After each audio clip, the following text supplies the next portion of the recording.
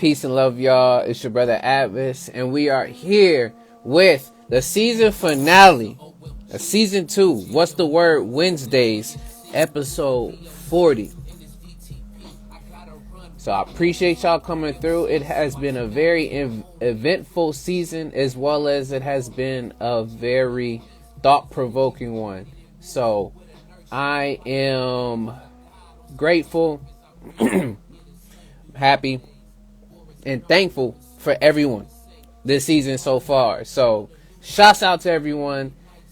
Thank you for such a great second season and just of thoughts. So for today's show, of course, like I usually do, I put our logo back in the background, as well as I'm going to be posting our topics for season finale for season 2. What's going on, Kundin? What's the word? What's the word? Good to see you up in here. And again, shouts out to everyone that will be here, as well as those who will be watching this later, whether on Instagram or YouTube. If you're on YouTube, go ahead and subscribe to your boy at A.D.V.I.S.S Speaks. And don't forget to like, comment, share, and hit the notification bell for more videos to be coming. But we will be taking a break. It will be about a month and a half hiatus from What's the Word. But other than that, we'll see y'all back around in February. Other than that, for today's episode, as we have more people coming through, we're going to be talking about, like we regularly do, first thing is current events. So I'm going to give you the news, tell you what's going on news-wise. Second, we're going to talk about humility, because I see that it is needed to be spoken on.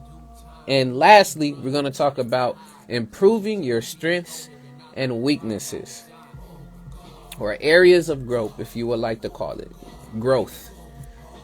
But as that's going on, yeah, when y'all come in, let me know how y'all doing, how y'all feeling, and what's the word. And who knew? 40 episodes. 40 episodes, y'all. It's 2 times the same amount. This is 2 times last season. Last season was 20 episodes. So we doubled it this season for season 2. I guess twice the season, twice the episodes. I guess number thing. But yeah. I mean, at the end, we'll do like the sharing of like the overall season, at least from my perspective, and announce what's been dropped for today on my side. But we'll put those on the side over there, y'all, and let us go ahead and move on. And let's do the show song, and let's get this show on for tonight. Again, if you're still trying to know the song and learn the song, just listen along and you'll get it.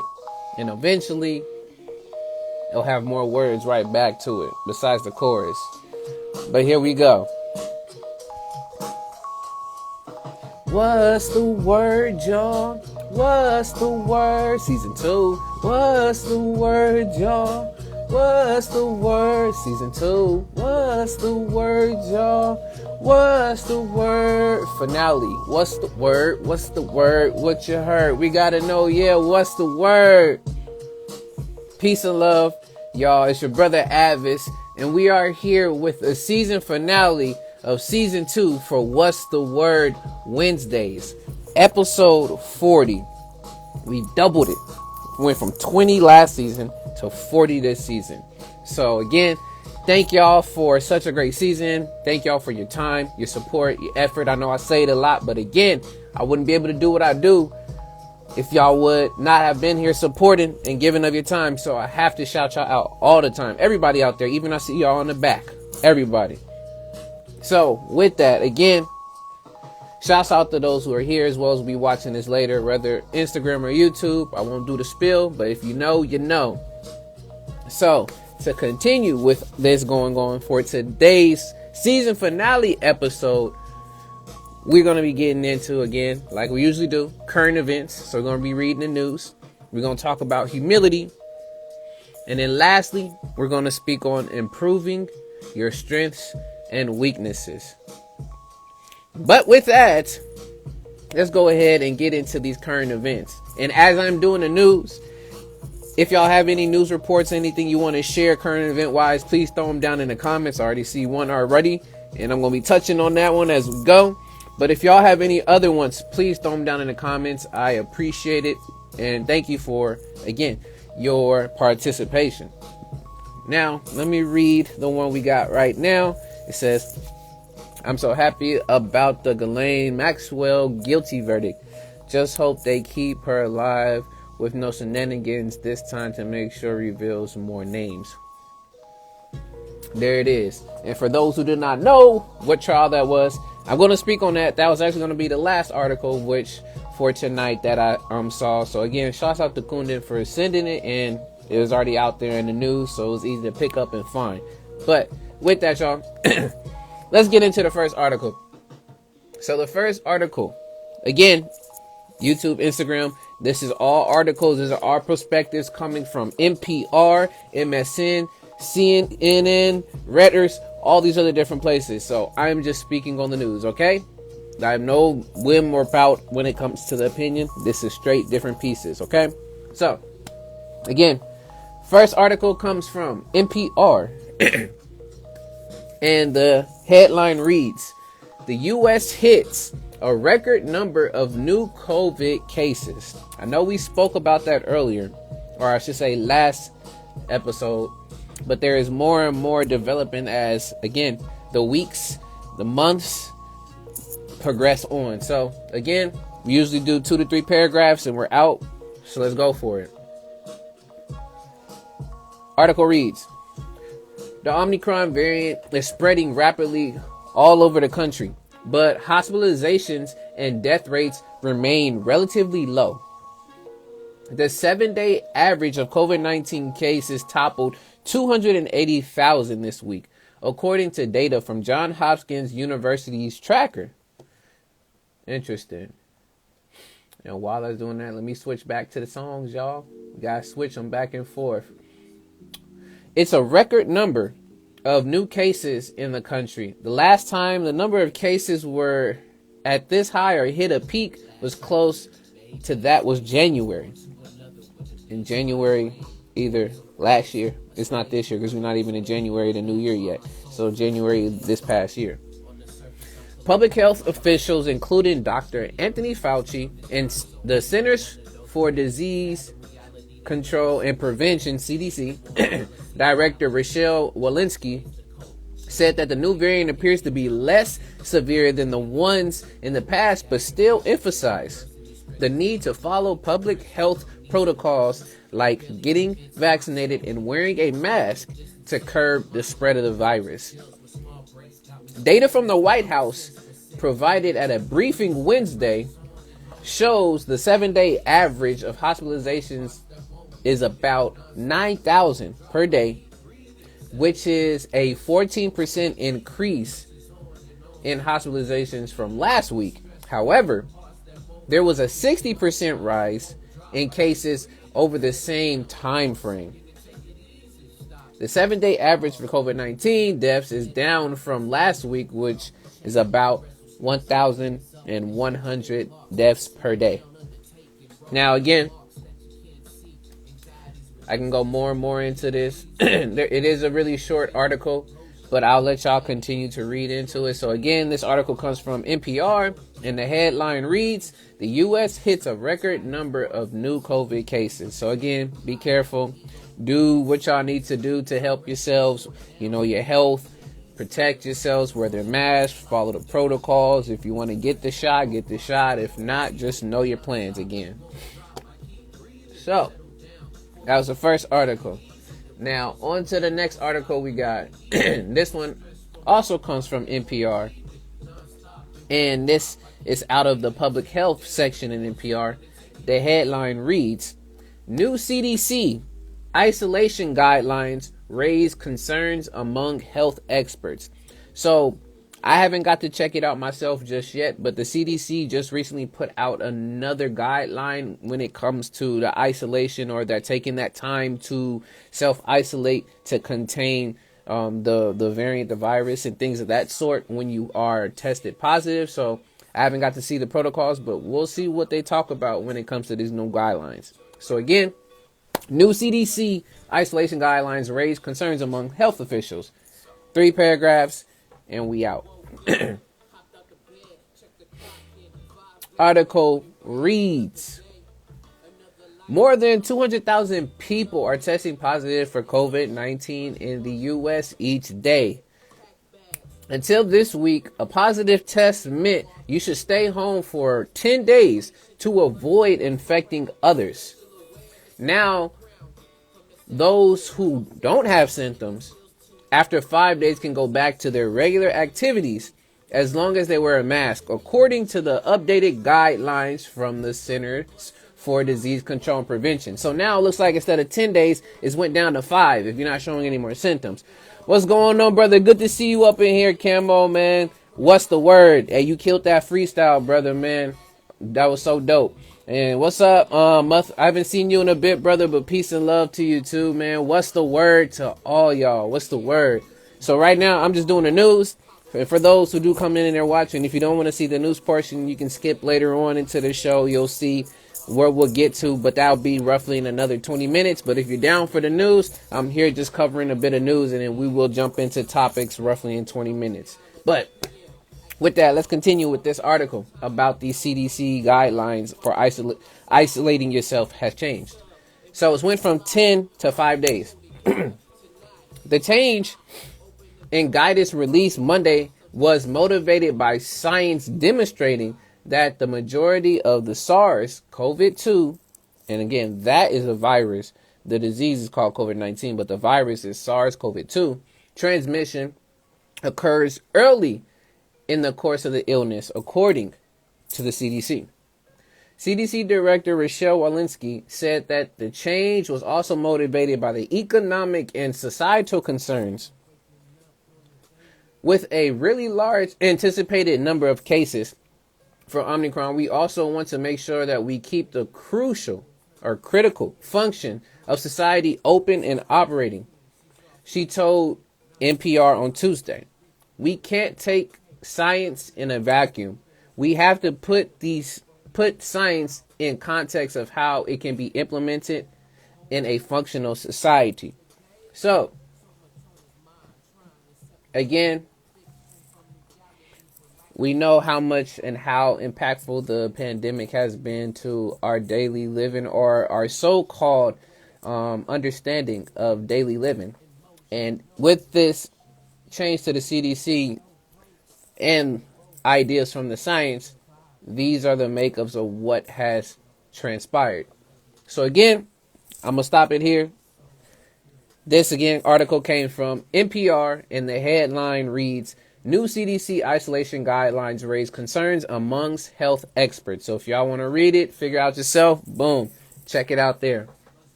But again, as I'm going through these articles, if y'all have any other ones going on, or any other news reports you want to share, please throw them in the comments. I appreciate it.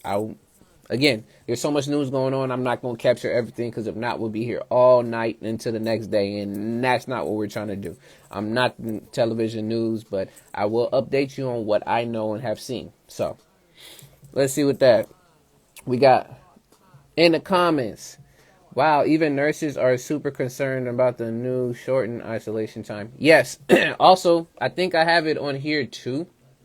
Even flight attendants and those working in the airports also have that same apprehension as well, concern. So I'm going to read a little bit more into that. What's going on, Tanish? Good to see you in here. What's the word? What is the word? We're in season finale, y'all. Episode 40.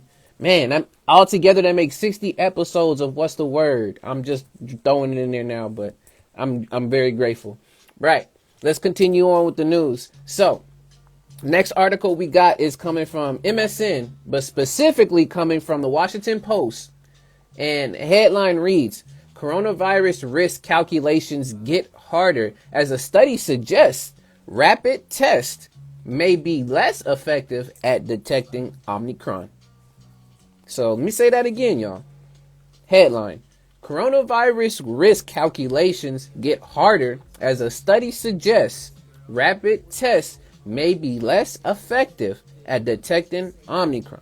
So let's get in 3 paragraphs and we're out. Article reads, as the coronavirus spawns a record-breaking wave of infections, new research suggests that rapid tests widely used to identify potential COVID-19 cases might be less effective at identifying illnesses caused by the swiftly spreading Omicron variant. The finding is the latest complication for anyone taking are trying to strike a common sense balance between being vigilant and returning to normalcy as the country approaches the 3rd year of the pandemic. The research issued Tuesday by the Food and Drug Administration, FDA, and produced by the National Institute of Health, the NIH, said that the rapid antigen tests, which have been in high demand and often hard to find this holiday season, do detect the Omicron variant, but may have reduced sensitivity. Although the rapid test shows reduced sensitivity to Omicron compared with earlier variants in a lab study, the real-world applications are not clear, said Bruce J. Trumberg, the director of HNI's National Institute of Biomedical Imaging and Bioengineering and lead of the RADx Tech, the joint FDA and NIH effort to speed up development of diagnostics. Again, I know there's a whole grip of words and stuff that's being said, but basically it's becoming harder and harder to really detect Omicron, especially when it comes to the rapid testing. So a lot of these COVID testing, again, there's always been the issues with it, but this one is getting harder and harder to detect because not only of the early signs that the virus shows up, so that first 5 days or maybe even 3 or so. So it makes it harder and harder for the test to actually gauge for how sensitive and early the virus has affected you. But again, y'all, just keeping that in mind, just giving y'all the information there. But again, this article comes from the Washington Post and the headline reads, coronavirus risk calculations gets harder as a study suggests rapid tests may be less effective at detecting Omicron. Just letting y'all know. Again, keep yourselves safe and make sure you take the measures that you need to. And shouts out to Shinobi in the building, 903. Good to see you up in here. What's the word? Right. On top of that, y'all, I would show this video, but I'm just going to read the article instead. But this next one, as I'm looking at these comments real quick, I'll go to the next one. It says former Surgeon General Jerome Adams says CDC officials wouldn't follow these guidelines for their own families. Honestly, at the end of the day, people choose and do what they want to end up doing. Again, these are guidelines. These are not mandatory or anything, but these are suggestions of this is what's really recommended that you do. But do everybody do that? That's the thing. That's the predicament of, again, having the freedom and having the way to choose and all of this that balances between the ethics and, you know, the means of how stuff should be implemented. Again, can't force it. But you see what happens when you force things. But I'm going to keep it to the articles. But y'all think about it. Right. Again, this next article comes from ABC News. And the headline reads, 6th day of mass flight cancellations fueled by bad weather and COVID cases. And shouts out to my cousin that's in the building right now. What's going on, Cuzzo? Prolific Hands in the building. What's the word, my G? Welcome to the season finale, man. Good to see y'all. Good to see you, Cuzzo. All right, let's read this article. 3 paragraphs, and we're out. So, article reads, winter weather and COVID-19 cases among flight crews have pushed the national travel nightmare into the 6th day. About 7,000 flights with at least one stop to the U.S. has been canceled since Christmas Eve, according to FlightAware. As of 7 p.m. Wednesday, it's already been here today, cancelizations for the day were already at more than 990 and creeping up fast. So for some of y'all, man, if family have or friends, anybody has, especially in LA right now, it has been pouring and pouring and pouring. It's been like one or 2 days where it wasn't, but it's pouring as I speak right now. That's why I got this jacket on. I'm semi cold, but again, a lot of the weather as well as the cases popping up, it's hard for folks to get back where they need to. Now, continuing, Alaska Airlines is now urging passengers to consider rescheduling their non-essential holiday flights. We strongly urge flyers with non-essential travel scheduled before January 2nd, 2022 to consider changing their travel to a later date using our flexible travel policy, the airline said in a statement. Alaska, which has a major hub in Seattle, has been slammed with both bad weather in Seattle and the Omicron variant surge. The airline says it is proactively cutting Seattle departures by 20% for Wednesday and Thursday, but the weather is affecting operations beyond the Pacific Northwest. Ooh, I didn't know what was going on that crazy in Seattle. I used to live up there for just only a year. But again, y'all, this is the short. There's more to this, but just know that there's a lot of travels being banned for folks, as well as, again, the risk with the cases going up. So that being transmitted through all these flights, as well as the hesitancy for some folks to even jump back on the flights. But again, this article came from ABC News, and the headline reads, 6th day of mass flight cancellations fueled by bad weather, COVID cases. So if y'all have more, or if y'all have comments, please throw them in here, what you're hearing, as well as if you have anything else that you would like to share for news, please throw it down in the comments.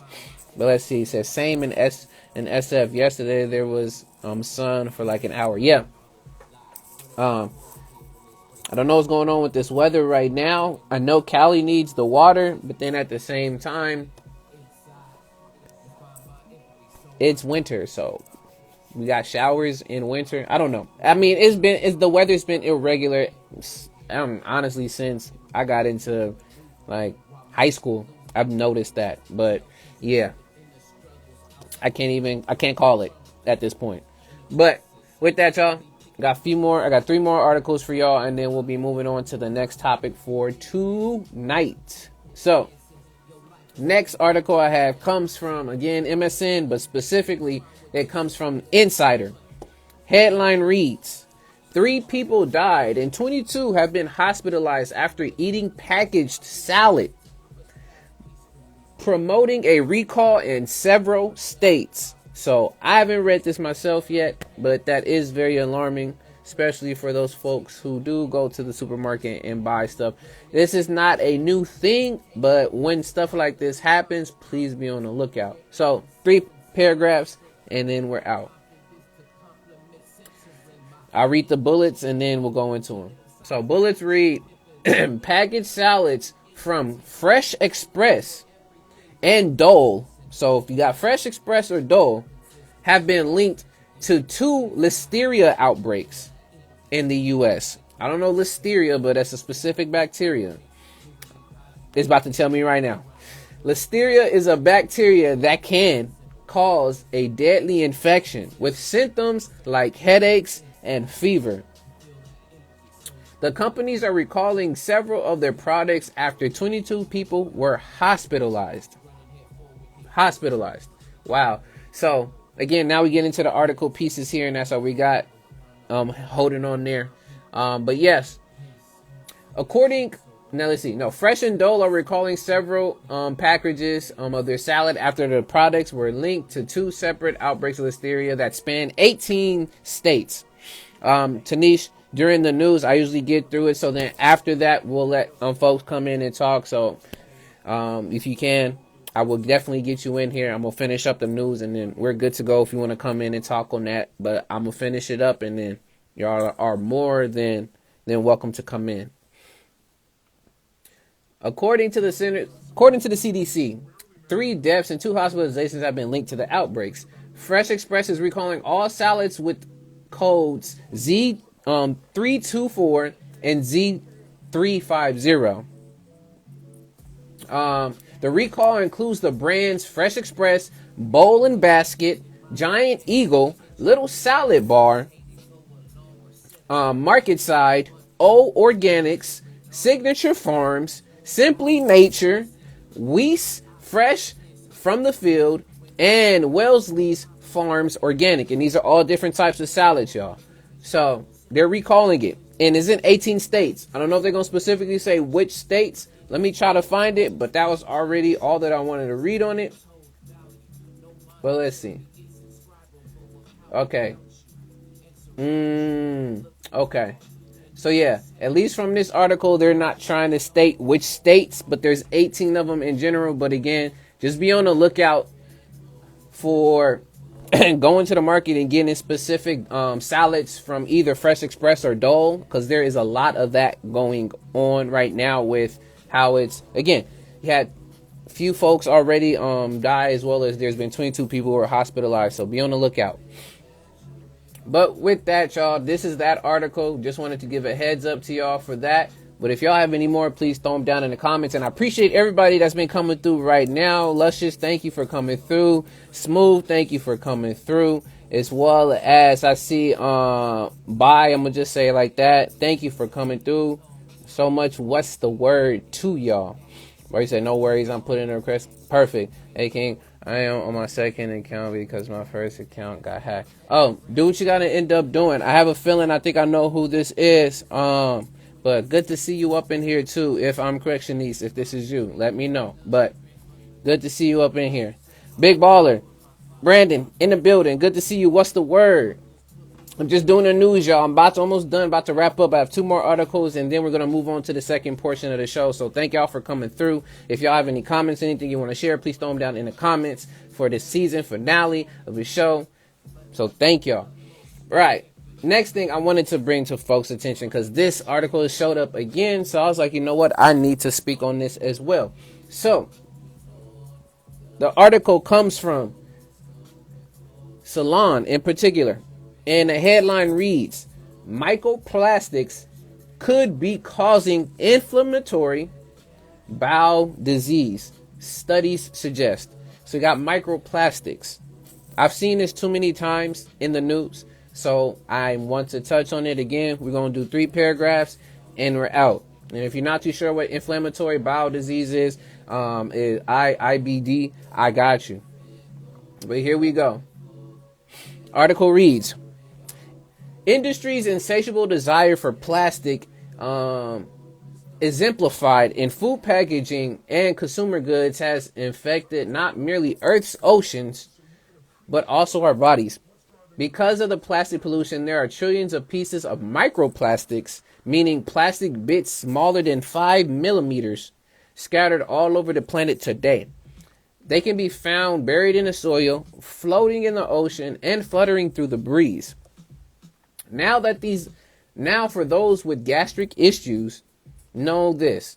Microplastics are, without a question, stewing inside of they are getting gruesome with this. Stewing inside of you. I'm just going to put it there. Now, a new study suggests they could also be the source of what makes many of us feel sick.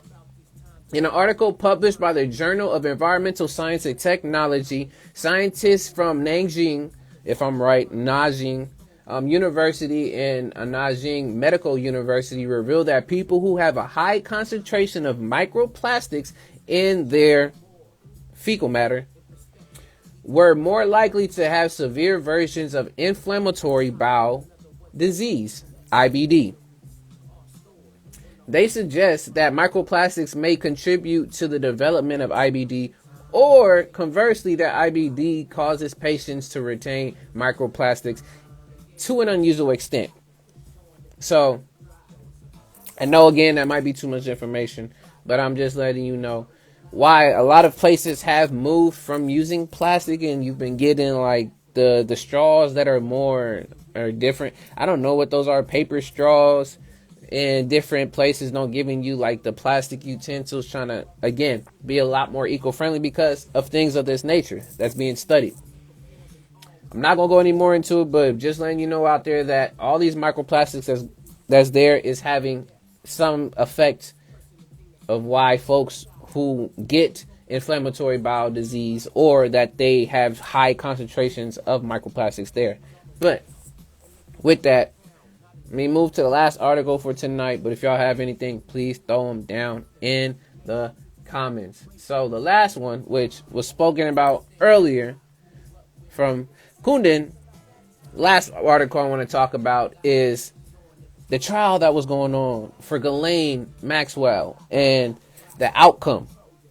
Before I do that, I see some more in the comments. So here he goes. Said more than 500 new species discovered in 2021, including colorful beetles. Wow, nice.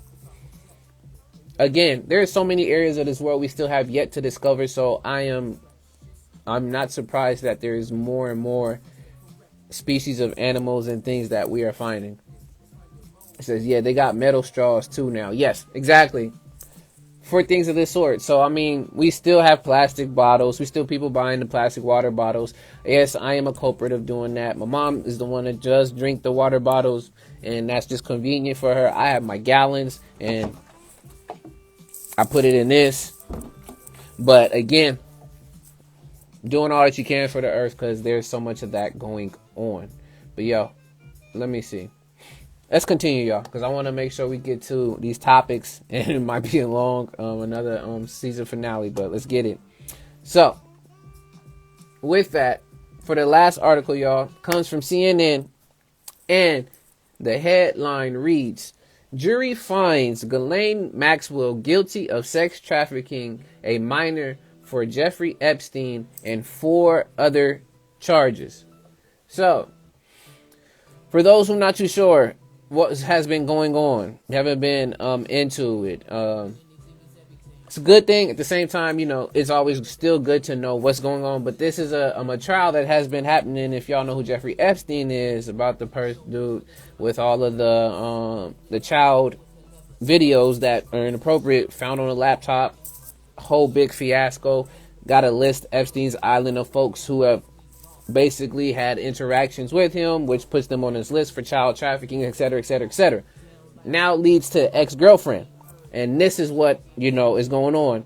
They've had a trial, and she's been found guilty. So let's figure out what these charges are. There's 5 charges, and I'm gonna just read 3 paragraphs, and then we're out. But again, article reads, a jury in New York federal court has found Ghislaine Maxwell guilty on 5 of 6 counts related to her role in Jeffrey Epstein's sexual abuse of minor girls between 1994 and 2004. Boom. Maxwell, 60, was found guilty of 5 federal charges. 1. Sex trafficking of a minor. 2. Transporting a minor with the intent to engage in criminal sexual activity, and 3 related counts of conspiracy. She was acquitted on the charge of enticing a minor to travel to engage in illegal sex acts. Maxwell, now who faces up to 65 years in prison, shows no reaction when the verdicts were read. Judge Allison Nathan sounds like a first name. I know we shouldn't talk about that, but yeah. Did not set a sentencing date. Again, I could keep going on with it, but that is basically the gist of this trial. There's, of course, the testimonies. If you want to go and look through all of this yourself, you can. But I'm just doing a small gist of it. This article, again, comes from CNN, and the headline reads, Jury finds Ghislaine Maxwell guilty of sex trafficking a minor for Jeffrey Epstein and 4 other charges. So, with that, y'all, that is all the articles I have for tonight. That is it for the news section. And that is the news section for this season. The season 2, y'all. So if y'all have anything else you want to share before I move on to the next topics, please do so in the comments now. And if not, we will start moving on to the next topic while I read these comments to see what we got going on. It's saying they do, but metal straws are not the best taste wise. Paper ain't either. I literally just grab this, bro. Just drink. Just drink. I don't even worry about even having to just get the straws, period. Because the paper ones just dissolve into your drink, and it's not a good experience, you know. And I think it's because we also have become reliant on plastic as a material, so we're used to that. So getting used to this new setting form of things is definitely a lot more challenging. But again, gotta do what we gotta do. Come on. Also, colorful beetles, yes. Pedal, yes. I hate this case so much. It had to be done, so it had to. Again, because then this leads to a whole chain of different things that I'm not going to speak on too much here. But again, these are all perspectives and stuff that's come from CNN, MSN, NPR, etc. Okay, Instagram, YouTube. This is not me. So I'm gonna leave it at that. It says both Clinton and Trump in Epstein's list, and also Prince Andrew. Yes, there's a number of folks, a lot of celebrities that you would think. Literally, Eminem's on that list, as well as Jim Carrey's on that list. Will Smith is on that list. Jay-Z, Beyonce. There's more to come. You can look and find that. And these are basically the flight. The flight itinerary. But again, woo. It said paper. I agree. Kuna, it's great. So many people, no worries, but it's important. Yeah, it is. But with that, y'all, let's go ahead and we're going to move on to the next topic for tonight's show. And the next topic for tonight's show is talking about humility. And if y'all want to come in, again, request. Tanisha, let me know if you're ready and cool to go. As well as disclaimer for those who do come on, just know that this does go on YouTube and stays on Instagram. So if you're not comfortable with being on camera and having your face out in the interwebs anywhere else, please let me know. Then we can, again, keep you there in the comments. But if you're willing to come on, just know that you waive that and you will be on these sites there. So if you're comfortable, please come through. If not, it's all good. You're there in the comments. But again, with that, let's get into humility. Now, when y'all think of humility, and I'm also talking about y'all in the back that's watching later, I'm talking specifically to y'all too. When you hear the word humility, what comes to mind? A phrase, a word? Put it down in the comments. And as y'all are putting those down there in the comments, I'm going to be reading the definitions for us to have, again, a base to start from. So, the definition I'm going to be reading from is coming from Webster's. There's other places you can too, but I'm going to stick it here with Webster's. So, Webster's Dictionary of Humility. 1, it's a noun. The definition reads, the quality or state of not thinking you are better than other people. The quality or state of being humble, which we're going to look at the word humble as well. Another one, freedom from pride or arrogance. The quality or state of being humble. Some synonyms we have is demureness, I should say, down to earth, humbleness, lowliness, meekness, and modesty. Now, since we have the word humble within that word, is almost the ability to be humble, because it has the humility. So it's humble and ability are the two words that are together. You see, I do that. We all do that. But again, we go and we look at the word humble. And humble is an adjective. And the definition for humble reads, not proud, not thinking of yourself as better than other people. Giving or said in a way that shows you do not think you are better than other people. Showing that you do not think of yourself better than other people. You seen the trend. Another one is reflecting, expressing, or offered in a spirit of deference or submission. So, talking about if it's to a king or somebody, like your humble servant, etc., things of that nature, or like you're humbly apologizing to someone. And the last one I wanted to talk about, and I'm gonna put in here too, was to destroy the power, independence, or prestige of. So we've talked about before, of humbling someone, of showing them like, yo, you up on your high, your high pedestal or your high horse, and bringing people down, back down to earth to show them that, yo, you're not the only one. So putting someone, honestly, giving them what I would call reality check.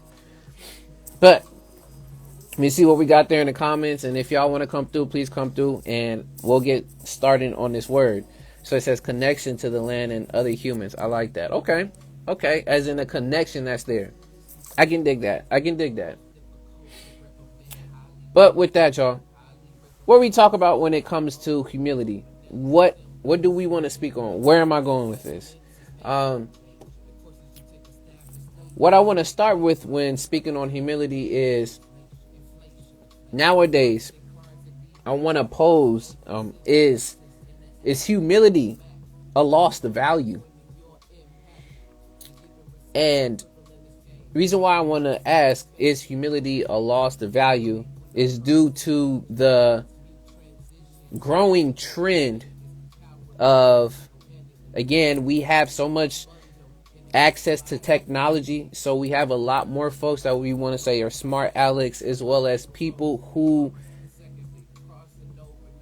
cross over into a set of learning things, and they want to bend, test their muscles on other folks. So then it starts to create this whole level of I'm holier than thou, as well as I know more than you. So then that means you need to listen to me.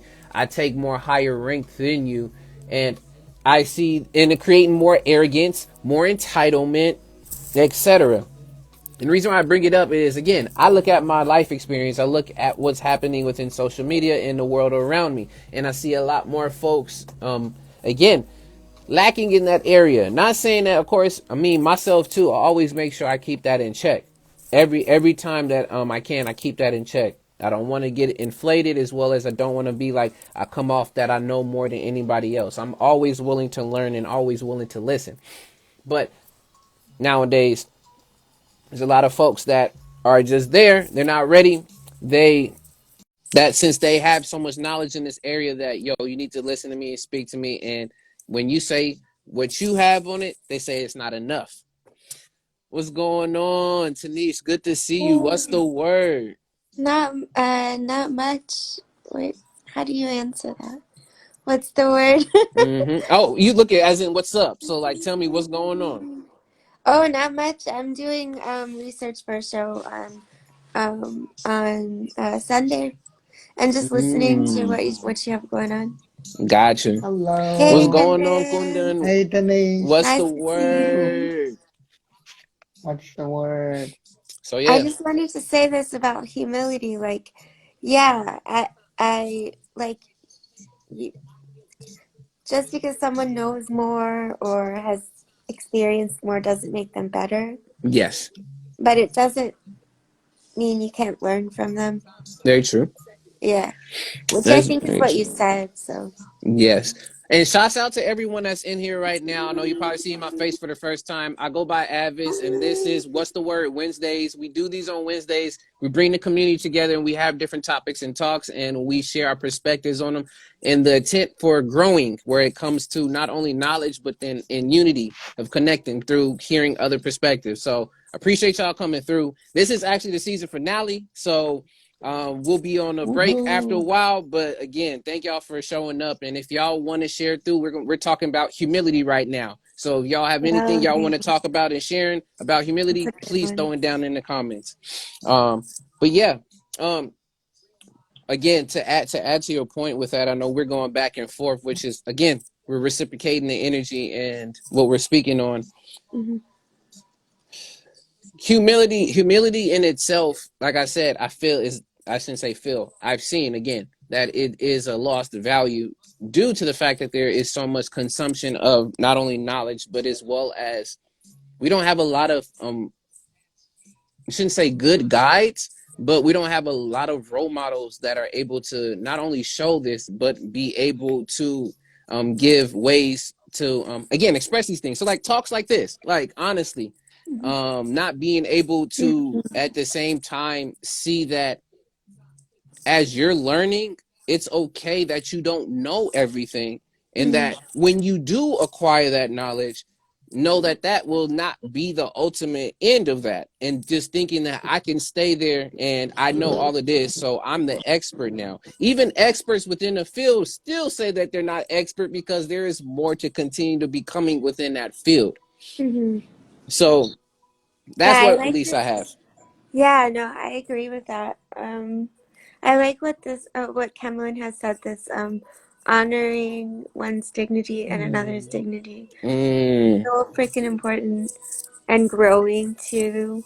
Like, yes. I think that that's like the connection to land. Like, if we just Mm-hmm. accept that we are a part of it, we can grow too, you know? Yes.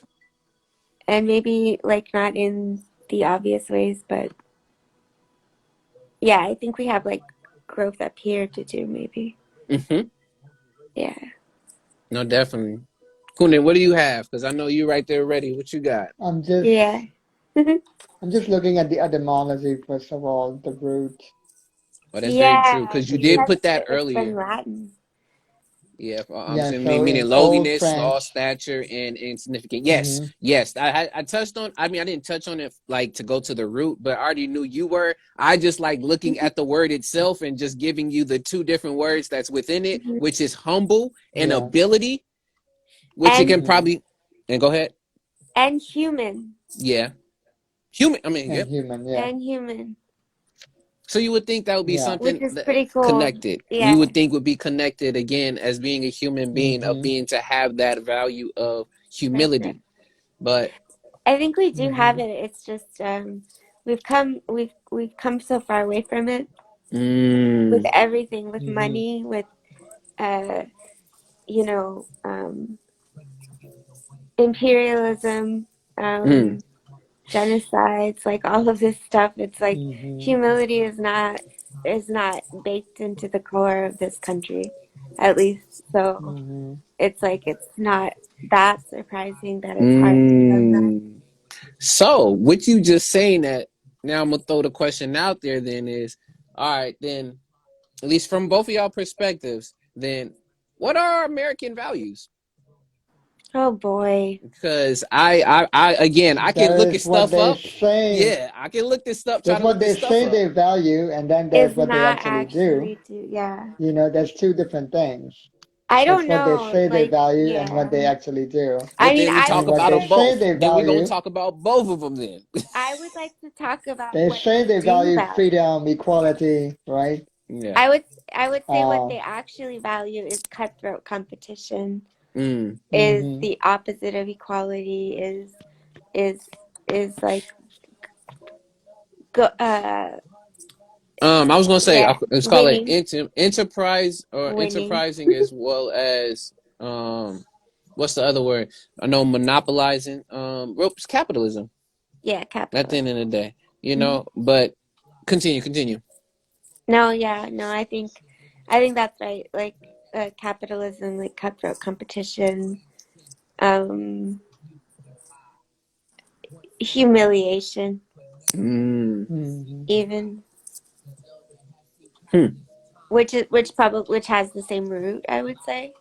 We talked But about since the mm-hmm. humiliation Asian last is Wednesday, but yep, oh, did Yeah, you? Oh, yeah. cool. Look, we did, yeah. when I come up All with my right. topics, they're not on. Look, sometimes I don't look at the bigger overarching of all the topics I put out, but again, they just seem to always resurface through all these episodes, Mm-hmm, which I'll do a wrap Mm-hmm. up at the end of all of this too, towards the end. But let's continue on.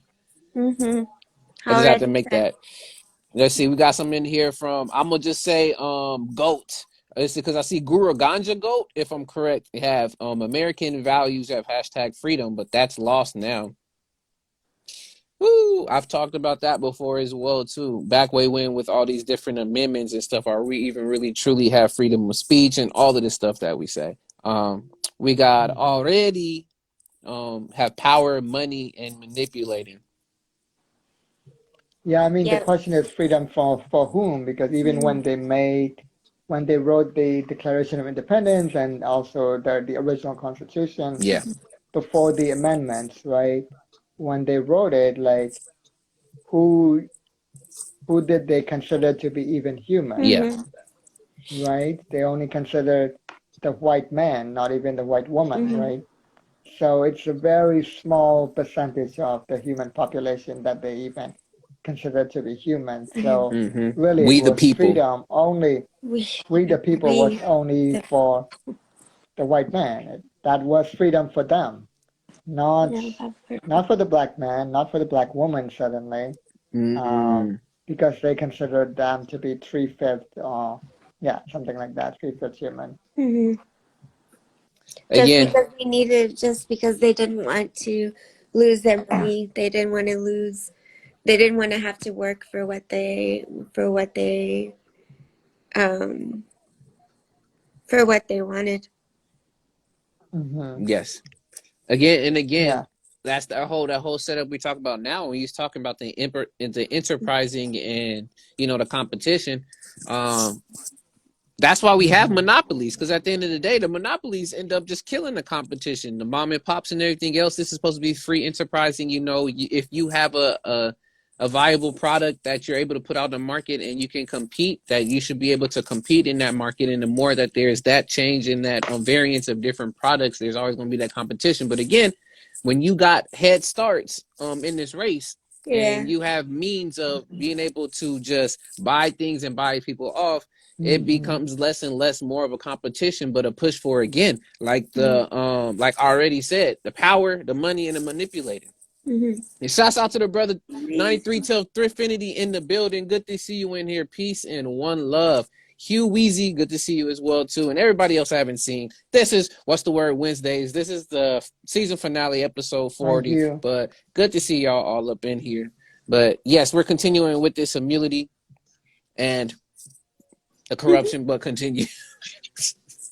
And I think like this extension of like outsourcing or moving production overseas is just an extension of that.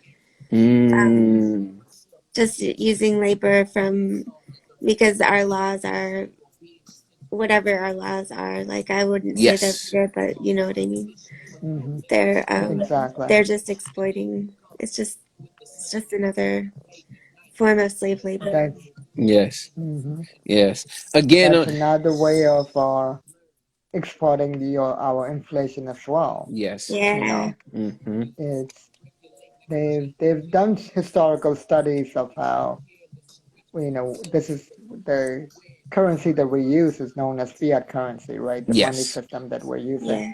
So if you study history, like this is not the first time fiat currency has existed in the history of the world, right? Mm-hmm. Like the Romans had it back then, etc.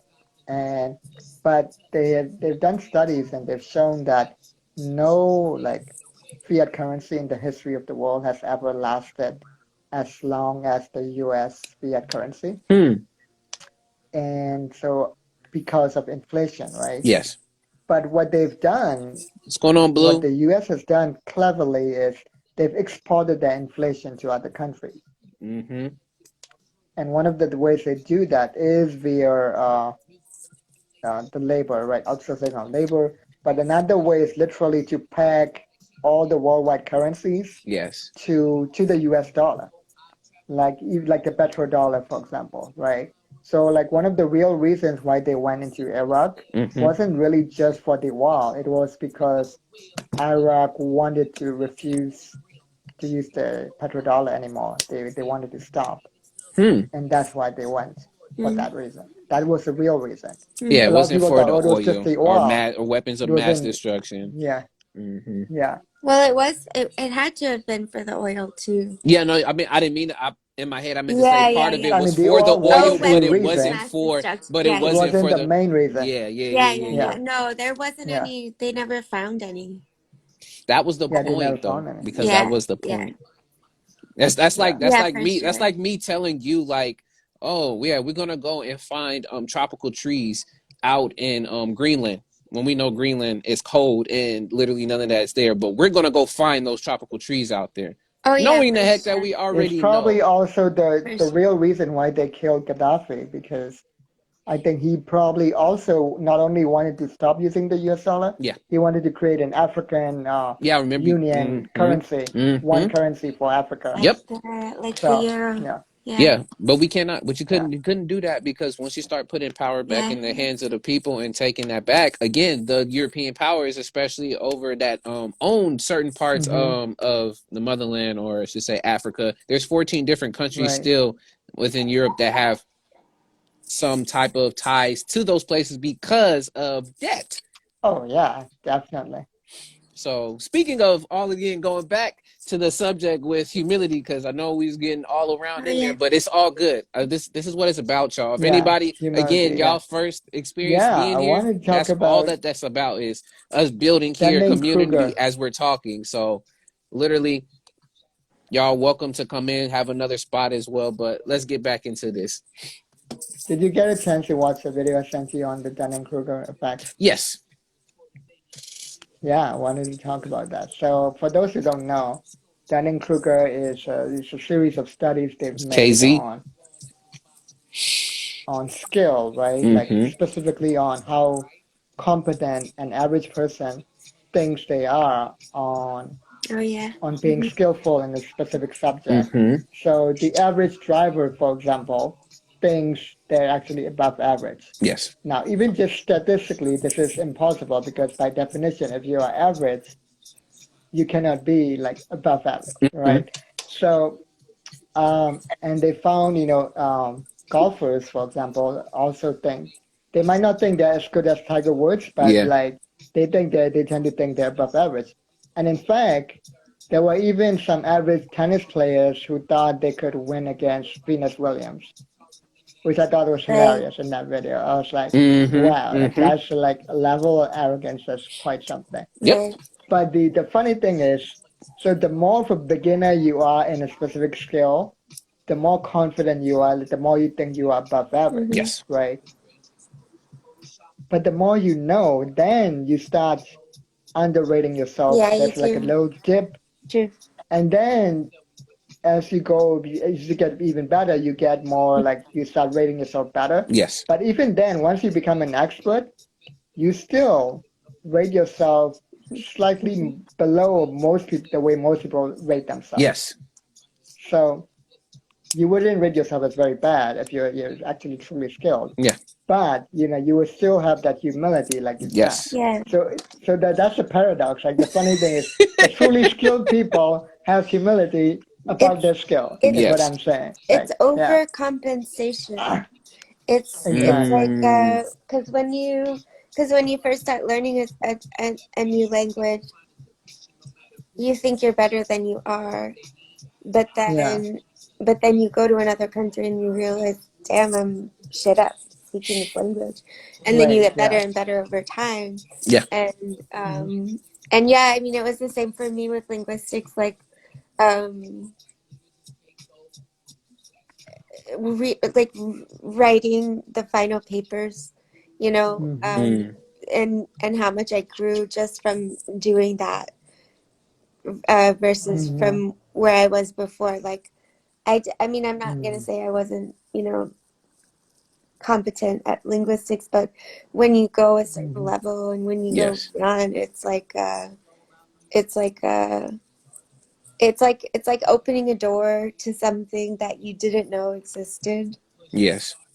especially if Hmm. you're sitting there with it like all the time. Mm, Hmm. yeah. And that's Yeah. sort of like language too. I mean, that's why, like, I was on a live earlier today, in the morning, and I was saying this, that like when you learn a language, I like that you never learn it fully, especially as an adult. When Because you're never going to be fluent. You were on this live, I think, Camden. I think you were the Hmm. one who was being interviewed. but yeah, so like when you're learning, that's why I like learning languages. Oh, right, it had to do with your infinity piece. Oh yeah. Yeah. Hmm. Connections. Um, and then when like that's why I like learning languages because you're never done. Mm. And it's like you Hmm. don't have to be done, like ever. Because there's so Yeah, much to There's exactly. learn. something comforting about that. Yeah. Hmm. Not finishing. You're always learning. I Hmm. mean, we have all these labels to at least gauge where we're at, so we can know growth wise what we continue to progress towards again. So when I think of the word fluent, I don't think that like you're like they say like you're partly fluent, but like I would hear like if you're fully fluent. I mean, the only way that can end up happening, of course, if you were again within the culture. But there's still always much again as a native speaker that you have to learn. I mean, for me, only Hmm. knowing English, even though I have at least some knowledge of other different languages. I'm not nowhere near fluent, but at least I know some words. That there's still stuff in English that I'm learning every single day, like through breaking Mm-hmm. these words down, figuring out that old words that we would call archaic that are not in relevance anymore, Mm-hmm. and old English and Nordic English and all these other different types that have came to make what we know as the English language now. There's still so many words back there that's been lost in translation that are starting to make a reemergence, surprisingly. So, as well as all the different exceptions to the rule, the different readings, the different vowels. There's different for some folks who don't know. There's not only two sounds for a vowel. There's actually a third sound, which is called the schwa, which all of Oh the yeah, all of the sure. Hmm. vowels say the Yeah. ah. It's like the pizza, like it. When I learned Hmm. all of that, I was like, "Yo, there's so much more to this language." I was like, "No wonder it's so Well, confusing." that's a study in itself. That's linguistics. Yeah, Yeah. but So that, I mean, I'm that's just saying, like you have to learn linguistics then. Like you still Hmm. know English. Like that's just the study of language itself, or like the study of sounds, really, Hmm. phonology. yeah. Yeah, yeah. So But again, It's a lot to learn. Yeah, it is again, a like lot. I mean, even if you want the to get that, like, right. if again, you so want you to can get have a that knowledge, basis. yeah. So you can have so again, in any Yeah. of the languages you're learning, I mean, you're going always gonna have your basis there. So again, it comes to the fact of Like even understanding whether the you're mastering or you can be fully, aware knowing the language. Like that continues to go on again as you're learning. But go ahead, hmm Kundin, go ahead. like even the Sapir-Whorf hypothesis, Yeah. Mm. and Yeah. I don't know if you've seen the movie Arrival from Uh-uh. 2016 Uh-uh. there with Amy Adams. Hector. Um, the main premise of the movie is partly inspired by the Sapir-Whorf hypothesis because in the movie, so basically these aliens come to Earth, right, and they teach so there's a physicist and there's a linguist that meet them first. They're the first humans to communicate with the aliens, and eventually Mm. this linguist starts learning the alien language, and it turns out the alien language uh, starts helping her acquire the ability to sort of see time in a different way. Like Oh yeah. she can't physically time travel, but her consciousness can move backwards and forwards in time Hmm. because Oh, she learned the new language, right? cool. And that's Oh shit. partially based I on have that something on hypothesis. this. Like, Yeah. yeah. You know, uh, it's it reminds me of this like tribe in Chile and like Bolivia, where when they're talking about glossolalia is more like about the meaning of words, right? It's a And glossary. I think of etymology glossolalia. is the study of the origin of words. But yeah, but like I think of see again, I look Hmm. at that word, I see glossary. So like really, Glossolalia. Yeah. So there's this tribe in Chile and Bolivia and Argentina um, where when they're talking about the past, they gesture forward, hmm, and when they're talking about the future, they gesture back. back. Mm, Mm, The Aymara people, and when you're uh, and that is supposedly like their worldview, their concept of time is more like they view the future as unknown and the past mm, as known, and it's a little bit more like your actions affect your future. Your Yes. actions affect your fellow people. So I think that's super Hmm. cool. Like So, so when you're they walk basically more so in that direction. It'll be backwards because they're always keeping an eye on the past because you're not too unknown of what's going to happen in the future. But it's it's just a helping to culture, dictate it. yeah, it's just a culture that's rooted in history Yes. and rooted in Mm, your actions and how they affect others, Mm-hmm. which is like mm, different from, you know, Yes. linear or us or Western. I think Okay. Mayans had cyclical, uh, Yes. Aztecs had hmm. cyclical. Yeah. Yes. It even reminds me about what I mentioned before about the difference between the English language and the Chinese language, or the way the Chinese see time, which I learned from a TED talk by an expert on, who's Chinese himself, on Tai Chi and Qigong. And in the middle of that TED talk, he also mentioned that, in the West, uh, the way you see time, even in your language, you say, you talk about moving forward in time, right? Or seeing the future. Yeah, And when you Mm-hmm. think about it, you see it forward, moving, yeah, forward. yeah, And then when you talk about the past, you say you're looking back, right? That's how you say it, yeah. even in the language, right? Yeah. And that's how you think about it too. Mhm. You look back. Whereas the Chinese is the opposite, where they see the future, they see the past in front of them, not behind them.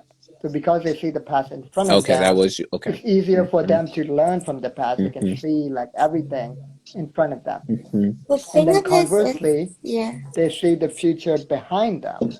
So instead of constantly running towards the future, they have a lot of meditation practice that allow them to sit still and let their future self, that the happen. creativity of their future self, catch up with them, and then they do take the action they need to take. It's like So a Mm. there's more of a future, stillness. yeah, Yeah, it's like a future yeah, based on the past. That's exactly like the Aymara.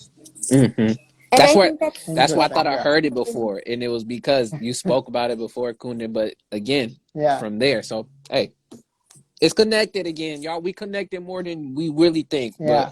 continue. well, there's a humility with that too, Mm-hmm. where your actions affect others, your actions affect your future. Exactly. Yes. There's that we don't really have, so in the language, and that is a superior worth. And less interference because you're not constantly taking that chaotic action. You Yeah, give yourself time to really sit still and look yeah. and The learn from the past, consequences, yeah, and the consequences. Yeah. Yes. And I mean, since y'all bringing it up too, and the main thing I know I'm getting also from it, and we spoke about it before, it just keeps bringing me back to the whole idea again of individualism versus collectivism, Mm, and yeah, yeah. understanding that again we all have a part to play as a community, and in those pieces together, that's where I see that again that value of humility, being a part to play Hmm. there, knowing that ultimately, you're the doctor, and without you, we can't do this. I mean, you're the Hmm. sewage worker, and without y'all, we wouldn't have running, flowing again, water flowing, all this other different stuff. You're the baker. And literally, there's no, oh, I'm greater than Oh thou just yeah. because I have more Speaking time and of things and doctor, stuff I of that just nature. remembered something from that video that I sent you, where there was literally a surgeon who was like Oh yeah, uh huh. who I showed know that example. Uh huh. the dark side of the Dunning-Kruger hypothesis. It's not you. The video was trying to show how it can have really disastrous consequences, not just like, haha, this person thinks he's incompetent. I mean, he's more competent than he is. There was literally a surgeon who thought he was so good and more competent than everybody else. He thought he was the only person who was right. He literally ended up killing, I think, two people and injuring three others, and he ended up um, getting a lawsuit and imprisoned for like several, I think 40 years or something like that. And yeah, he literally went to jail because he was literally the classic case of Dunning-Kruger being like having disastrous consequences. wow. Yeah. The again, that's the you said, yeah, that's the negative side, or that's I honestly it go Yeah. is to the over The the extreme side. extreme, Yeah. versus Yeah. again we have the norm. And I'm gonna say this out there Mm-hmm. to folks too, and you take it any way that you want to. At the end of the day, y'all, Mm-hmm. there's only a certain percentage of folks that will be in that extraordinary or the above norm. Not everybody and their Exactly. mama is in there, and their sister, Yeah. cousin, everybody. They're not in that particular case because, Mm-hmm. again, there's nothing wrong. I'm gonna say there's nothing wrong with being average. I see. I'm Yeah. literally average, and I don't. I'm not tripping about when somebody says, "Oh man, you just average. You ain't nothing." I'm not even worried and concerned about that. But what ends up happening is if you say that, "Oh, I'm more than average," and we have about 70% of people saying that they're more above, above than the average, then what happens if everybody in that 70% or even more goes right up into being above average? Is it above average anymore? Mm-hmm. Factor. Yeah. So I mean, again, just think about it in that particular case of again with humility is I mean, just knowing your level and just learning to not only not even say deal with it, but be able to use it to just empower you even more. What's going on, Hey brother? Good to there. see you in here. What's the word? For sure. Thanks so much for having me. I found What's you up? through Tanish. Aw, Mm. Yeah, and I saw that Hugh was in here too, and I just yeah. like listened in, and you all were like having such an awesome discussion, and I like saw the topic, and I was like, this sounds like something that I would really love to like be a part of. And And yeah, add. so my name is Hector.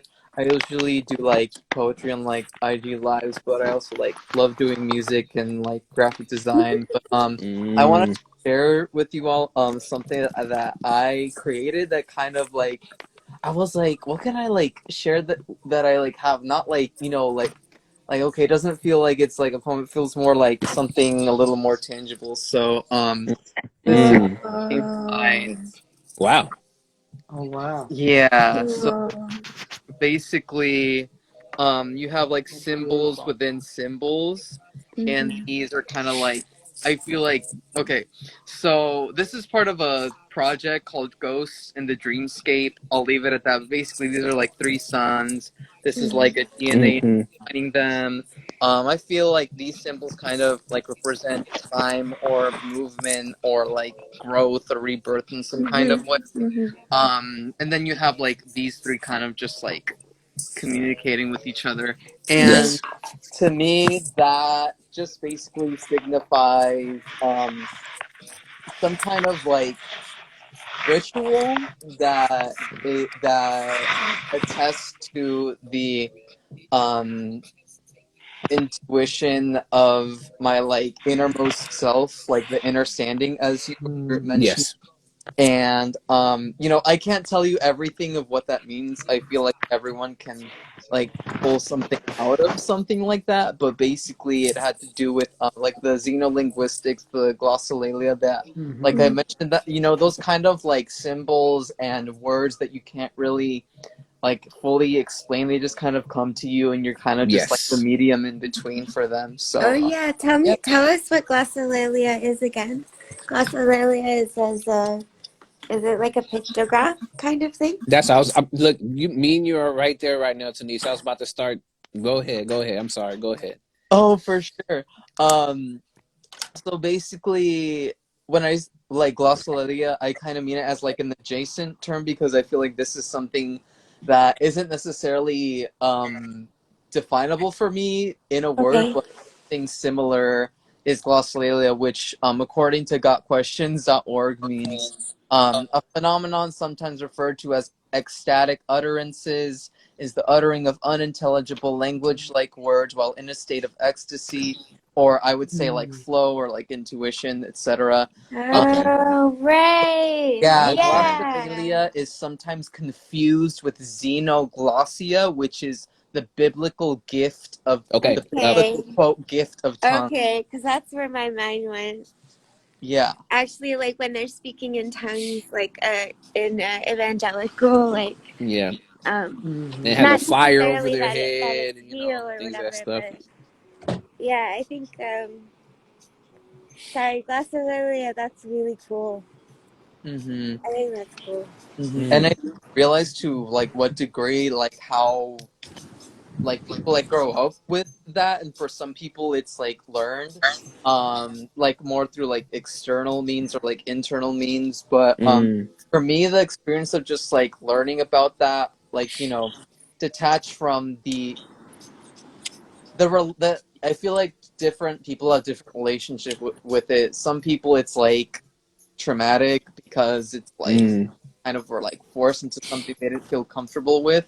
yeah. But someone like me that kind of like unearthed it within myself. I don't want to say like discovered to like Sure. but it just and I just the more creators I like would talk with, the more I like got to know that they also have their own like insignias and symbols that kind of share similarities, but they're all like you can tell it's like unique to them. And Mm-hmm. I just think that through like this kind of alchemic like symbolism that we can like create, it kind of like serves as an encapsulation of like conscious and unconscious information, um, Mm-hmm. that can help us like transform into like as it mentions in the topic, improving strengths and weaknesses.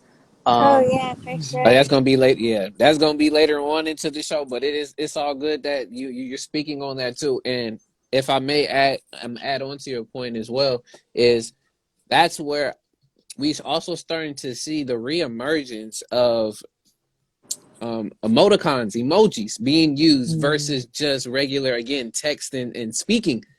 Because earlier Denise talked about it, and I wanted to bring it back up, is about That's the back to the pictographs pictograms and of the the past, yeah, ideographs of Photographs, literally yeah. back and the again hieroglyphics, in yeah. the hieroglyphics, and speaking of Mhm. how each of them had some type of symbolism, but again there wasn't necessarily like, oh, this is what it almost exactly meant or what this was. Of course you have the meta that's literally have broken down and have decoded these things, but again, like creating these symbols and signs to dictate not only a history but to tell literally of the times and who were there and how they express themselves. I also see when you create your own insignias and your signs, like whether if it is again your profile, your avatar on social media or anywhere else, it's also an instance of showing a piece of who you are. I can I can already see Yeah. like I can already like with your image I can see that there's like what connects the two circles are Mm. what I would call double helix like DNA. Mm-hmm. And then like Mm. the symbols on the outside of the circles. Sorry if I'm just using circles for lack of a better term, but the symbols on the outside look like music notes. mm, So that to me is like the things you can't see and the things you can and like the Mm. music of everything. That's how I would Mm-hmm. interpret it. mhm. Just after seeing it for like a minute, That's Mm. dope. That is dope. Thank you so much. it's really Of cool. course. I love that. Yeah, I didn't know appreciate you you sharing that. drew. I didn't know you drew too. Do you draw a I lot? I don't draw often, but I do love drawing. That was more of like a digital art thing for basically the whole project called Ghosts in the Dreamscape. It basically tells the story of like through my point of view, but like anyone, it's like a self-insert kind of adventure, mystical tale of like stumbling upon an abandoned island full of spirits. And a lot of the spirits speak in poems, and the person that like falls into the island kind of learns to survive completely from scratch, and for some reason they're drawn to drawing all these different symbols, because Mm. of the energy on the island. And basically I wrote it for a literature class, and it like encapsulated my experience of reading all these different books about people being impressed and oppressed and silenced, and just like living in these like horrible like life conditions, which many of which are still applicable to today, but we perceive as like Mm-hmm. the past. It was just really haunting for me to read. books like haunting and inspiring to read books like Borderlands, The New Mestiza Consciousness by Gloria Ansaldúa, and Hmm. another similar book to that, I guess, would be like Beloved by Toni Morrison. Okay. You know, in that vein of like innovative, emergent, truthful thought that kind of like Mm, takes like history and personal narrative and it tries to find a truth deeper than a truth deeper than the truth, that I guess, to Hmm. like paraphrase, it's kind of like what's beneath the surface of everything that like quote unquote actually happened. Another good example of that, I think, would be Blood and Bajareque by Thea Monier. This is a dope book. ooh. Hmm. She basically like for 30 days. And there's a symbol on the cover, Yeah, huh? it's Mhm. in many dimensions. Like you can look at it and it kind of like Wow. spins if you can, It's beautiful. Your That's filter is you cool. know. making it spin even more. It's But spinning as man, we spin. Yeah, but like yes. Yeah, it's like That the is so hologram. cool. yeah, it's a very Yeah. ancestral work. She talked with many of her ancestors alive and transitioned, and she like basically wrote her own scripture in a type of like hymnal book that she was like, oh, I know that I want it to be like hardcover or red with like this bookmark, but I don't know why. And then she found her old grandmother's hymnal book and she was like, oh my god, like so that's why I got this like spiritual like download of like how to make this book. And I Wow. just love when people create their own like divine text and like share it with the world. So I Thea have Thea beloved right Monier. here too. Ooh, what's that? There you Oh, go, beloved. beloved. That's Yeah. beloved. Yeah. If y'all didn't also Yeah. know too on what's the word Wednesdays, when you get around a lot of like-minded individuals, you're gonna get some book recommendations as well. So y'all take these notes down for all that's Yeah. being said. I know Kundan usually writes down the ones in the comments, but again, y'all can watch this on Yeah. a playback. Ask for again these recommendations, but to single it It back in. reminds me of like sigil work too. You know, Mm-hmm. do you know about sigils? Mm-hmm. Sigils, no? Sigil, yeah, sigil. Sigil is, I guess, a type of magic work where it is. I mean, there's two ways to look at it. Some people like look at it in a more literal magic way. I don't like to look at it in a literal way, but Yeah. more as a way of programming your own mind to be more focused in a particular way. So basically, you meditate for a bit before you do such a work. You just sit in silence and just observe your thoughts. Make sure like everything, all of your like surface level thoughts and desires and cravings just die down and like just like leave. Then when you get to a silence, then you get into like ask yourself like what do I really, really desire beneath all of these cravings and programming and all of this stuff. Uh, and then and then you try to boil it down into a single sentence, and even better, you try to boil it down into a single word, you know. Hmm. Uh, for Mm-hmm. Yeah, yeah, yeah. Yes. so you can so for example, let's say the word is love or freedom, for example, Yeah, right? yeah, yeah. I do Now, there are this, two yeah. ways to design a sigil. One way that is easy is to remove all the vowels from that word. So in the word freedom, you would remove all the e's and the o's, Mm-hmm. and you would be left with FRDM, right?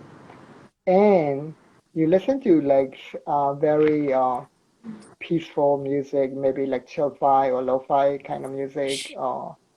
And while listening to that music, you turn those four letters, the four consonants, and you start doodling, and you turn it into a symbol to remember freedom.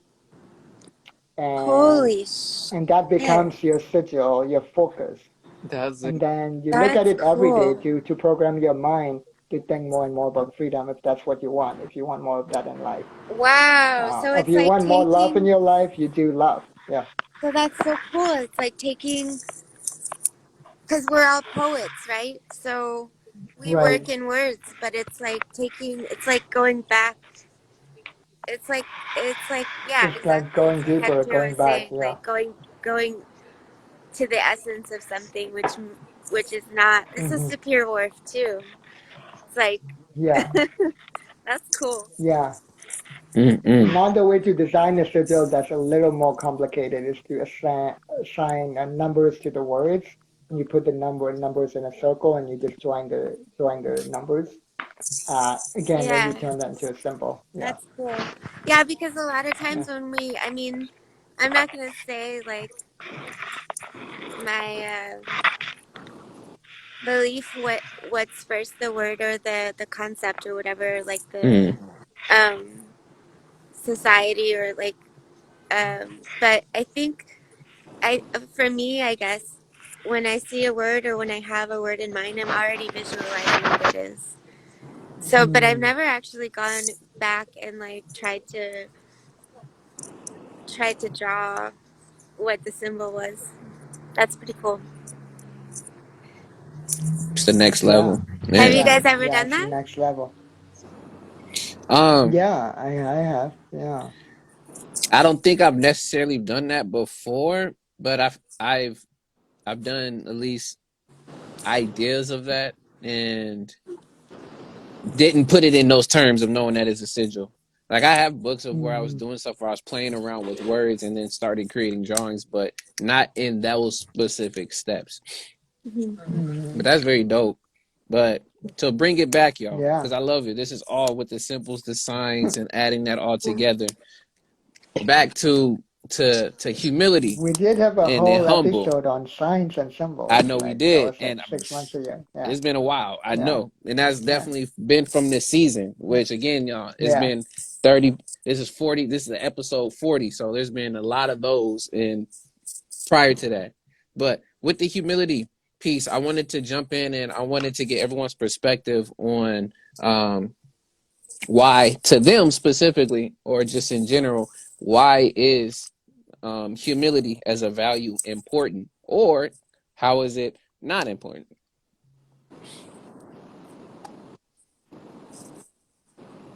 To them, or who's them? Was it me or? No, no, I'm talking about also to all of everyone. Sorry, to all of us. Sorry, to all of us. Again, like why humility is important, or if you want to argue the other side, then why is it not important? I don't know if it's a value for me in the sense of like other things that are called values, like love and freedom and wholeness. I think humility for me is more of uh, a perspective or a way of operating in the world, a way of seeing the world, and almost a way of checks and balances, just checking myself. Mm, It's more like a way of like living life rather than a particular like value that I value. Like I wouldn't die for humility. I might die for freedom or love. So that's why I don't see it as a value. I value it, but it's not a value to me. I feel that. Yeah. I think it's something you can embody, Yes. Hmm. Mm-hmm.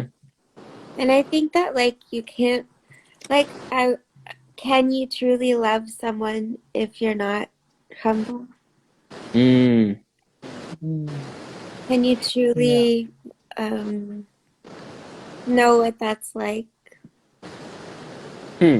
Because there are toxic forms of love too, Yes. and there Hmm. are unconditional love is supposed to be the most pure, which Hmm. That is could take a turn supposed to be the for the most. worse as well too, depending on how you want to again interpret that. And a lot, and again, y'all can push back on me to whatever I'm saying. Again, a lot of, at least in that particular case with unconditional love, it's only reserved for a certain few of type of relationships. Because most relationships that we want to really say that is unconditional, it's really more conditional in a sense of Hmm. I love you up until this point, even if you're saying that, even if we're not together or anything anymore, that I still love you unconditionally, you're more so in the aspect of, I think I see it as in a different type of respect. It's not that like it's unconditionally like you've loved them. Again, it comes to how also you interpret love itself.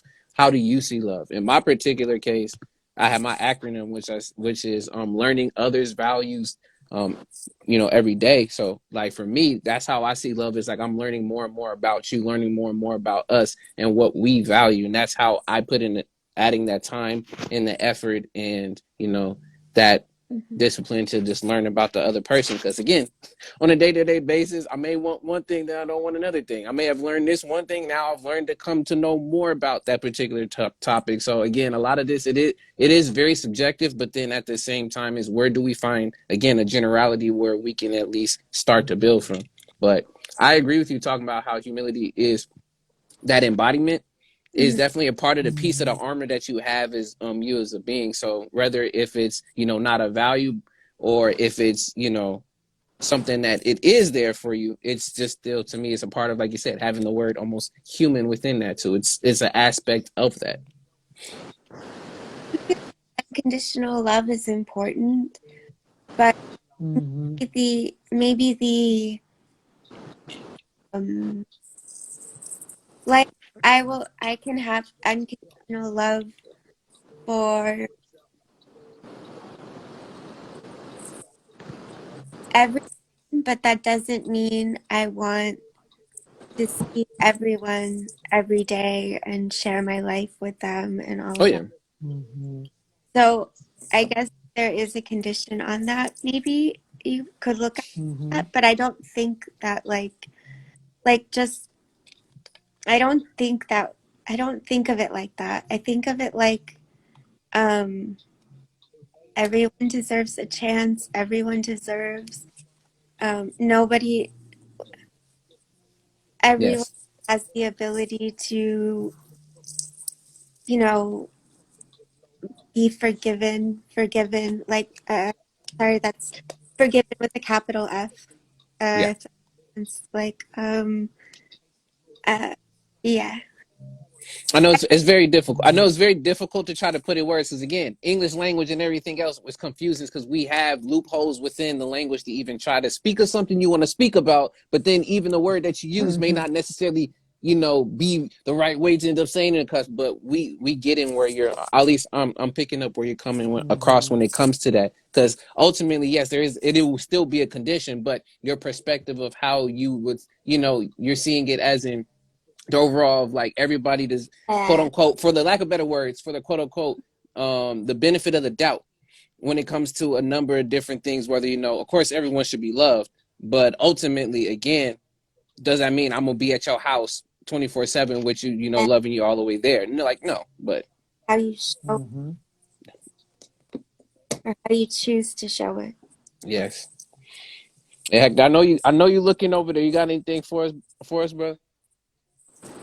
Yeah. So I like kind of like looked up the etymology of humility, and Yes. basically it came down to like humus, meaning earth, or Hmm. like Mm-hmm. list, like I was saying that earlier, yeah. I said yeah, that yeah. and connecting land and in turn humans, yeah. Yeah, like so like for me, as not just like as an earth sign, but like just because I like, well, maybe, yeah, sign of Taurus, rooting myself in my work, just being like very like this is what I'm gonna do, and I'm gonna like find everything I can in my adjacentness to like help that like bloom. For me, humility is like seeing the pieces of myself in others, and seeing the like pieces of others in Mm, myself. Hmm. Kind of like that like kinship, and not like seeing um or rather like being keen to the words on the tip of my tongue, the being keen to the symbiotic relationship that is possible when like two people Mm. that can like create something together can create something that like touches people's lives. And so for me, humility is kind of something unspoken, but the more I Mm. think about it, the more it's like a pretty like good chunk of like my process. For me, it's kind of just how I Mm-hmm. exist to some degree. It's not as Mm-hmm. was mentioned. It's not really something I would be like, oh my god, I'm gonna like put my life on the line for this. But it's Mm-hmm. something that just does feel like natural to me to want to like get get us or get whoever I'm interacting with on like a similar like wavelength to Mm. be able to like I mean do what we're all doing now, you know? Yeah. Mm-hmm. Again, and I appreciate you sharing that because again, you can use so many different words to explain stuff. You know, whatever again you describe as value or you describe as valuable to yourself, but how you even explained it, the down to earth and the connectedness of humans and things and stuff of that nature. Again, there's something that's there that's ingrained, and I feel again it helps with not only the connection but also just being able to communicate in itself. And literally when you're able to speak with folks who are down to earth or have that sense of humility, it makes it so much easier to be heard. And again, it's not saying there's a full judgment free zone, but again, being able to get your word out for folks to come back, and if they have something to add to it, they add, or to challenge it, they will. But it's in a space where it's about growth and it's not about breaking one down. Mm-hmm. Hmm. Yeah, exactly. Like for me, like uh, going back to the example of the surgeon, the doctor who ended up killing people because he overestimated his competence, right? The Dunning-Kruger. For me, like even on that level, like I would want to be humble just because I care about people and I don't want to end up killing people, Mm-hmm. right? Like even on that level, which does go back to what everybody else said about feeling that interconnectedness, Mm-hmm. right? That I'm not alone on an island, that I live in community with others, that I live, I have neighbors and stuff, even if I don't talk to my neighbors because of the way the society is set up, Yes. very highly individualistic, but still like uh, we are still, dependent on others, on each other. We're interdependent, Yes. right? And to really recognize that, I think that is part of humility, to do that. And that's why we gotta stay humble, like just to, protect each other and so Mm. that we can truly grow together and grow alone in our solitude, develop our skills, but also help others develop their skills and let them help me develop my skills, that whole interconnected circle Yes. thing. Yeah. Mm.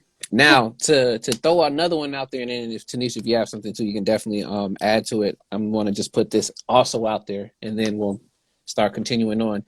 Um, Imagine then if there is no such thing as humility. It wasn't a part of us. It was not an essence, and it was not there.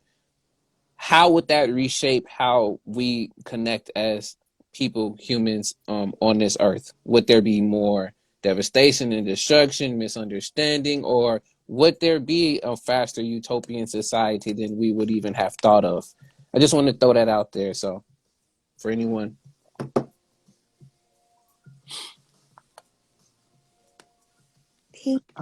I think we don't have to imagine that dystopia already exists because of the lack of humility. Like, we can see it as Black and Brown and Indigenous people, the consequences of a certain group of people who shall not be named because of YouTube algorithm. But but we know their violence, their colonialism, all of that has, the consequences of that. Like people were even like when when The Handmaid's Tale came out on Hulu. Hmm. A lot of black women were like, that's a dystopia for them. For us, that was a dystopia during slavery days. We already Mm-hmm. experienced that, they said, you know. So that's the thing, you know, they keep reimagining these dystopias, making it their fantasy, when in Mm. reality that's our collective reality already for the global majority. Mm. Mm. Glad you touched on it. I just brought it out there again because from my previous point before everyone got on too is that's the reason why I wanted to bring up humility because I've seen a lack of that in the humbleness and seeing how that creates more rifts and more again Mm-hmm. divisions versus to bring about more change and more understanding when it comes to Mm-hmm. reasons why people not only engage in activities that they do, but believe what they do, value what they do, and how to use everyone's, again, power and their skills to come together. But see, when you have, Mm-hmm. again, the whole condescending behavior in terms of it not being humble, it makes it even harder for you. And back to your point again, what you sent me about the Kroger that effect, Mm-hmm. it creates more of those rifts, which ultimately Mm-hmm. does the complete opposite of what we're supposed to come to do if we're supposed to talk and connect. So I Mm-hmm. mean that's why I brought Yeah, it up. like even that statement that, you know, the capitalists use, right, to shame, you know, the working class when they say, and the middle class as well, when they say, oh, pull yourself by your own Bootstrap. bootstraps, Mm-hmm. right? What they don't realize is that when it was originally used, it was used to show how absurd and ridiculous it was, Mm-hmm. because you cannot physically pull yourself by your own bootstraps. It's impossible. So when that Mm-hmm. phrase was originally invented, when it was coined, Yeah. it was actually used to show how absurd it was. Protestant But they've work ethic. weaponized You can even do that. it. Yeah, yeah. But they've weaponized that to make it look like their thing now, when in reality, originally, it was the working class who came up with that as satire to show how ridiculous it is. Mm-hmm. Like, ah, Ask what do you do to stay humble? Mm. mm. What do you do to stay humble? What do you guys do? Yeah. Mm, Um, in my particular case, a few things I do, and I've been reading. I mean, there's a lot of text. I do a lot of reading to also help with like balancing that, as well as I stay aware of my actions, and that's taking time to be able to look outside of myself and see again my behaviors and learn that okay, like even though someone may be talking and they have a point to say, there's no need for me to try to jump in and overtake the conversation just because I may have a valid point to add on top of that, just because I want to show out. It's also about the whole idea of learning how to keep yourself again in check. And other ways I do that too is I do meditate as well. I use my mm, creative outlet, like a lot of us do, to also help keep myself in that mode to always remember to stay humble, as well as, I mean, I'm challenged when folks, again, they send you praises and they send you literally, you know, great things mm, said about you, and learning how not to take that fully to the head, but to appreciate the energy and the messages that are being sent. So there's a few of those things, as well as I getting humbled by people sometimes when I really think I'm about to think I know everything. Somebody just reminded me like, yo, there's still more to learn in this whole area. mm. Yeah. Hmm. Yeah, on that note, just, you know, reading and watching videos and like to keep learning, because the more I learn, the more I realize there is still a lot I don't know. That I realize what I don't know. Mm-hmm.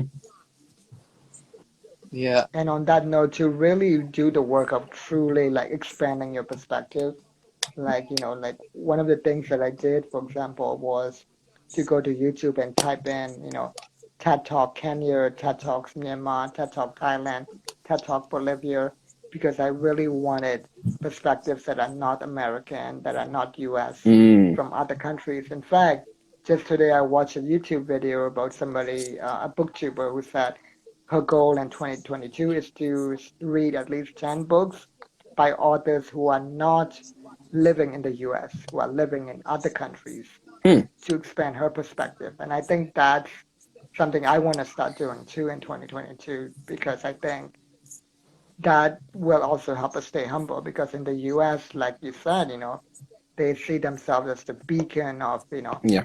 freedom and democracy and success, when in reality, they're really so far down right now on all of those scales, Yeah. like healthcare, everything. They're so like far down like other countries actually. Yeah.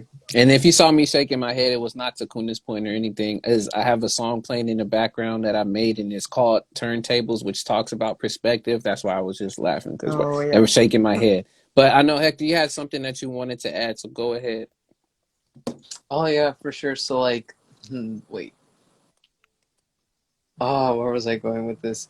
Basically, it was when you were talking about like, mm, sorry, what we were talking about like just a few moments ago was The whole idea Oh, of Expanding your perspective. right, expanding perspective, staying humble Yeah. in humility for me. Um, I kind of like have a passion for surrounding myself with inspiration. mm, Um, Mm. and to a degree that is me like seeking out new ideas and novelty to become inspired to create new poems or songs or like visuals.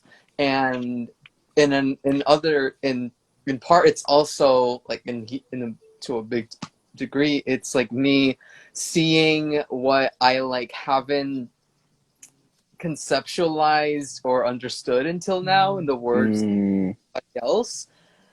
And I think that for me, whenever I hear something or experience something that I never have before from another person, it helps me like stay humble in the way that like, and for me, I feel like a metaphor for that is the way that humans can only perceive like a very small percentage of Mhm.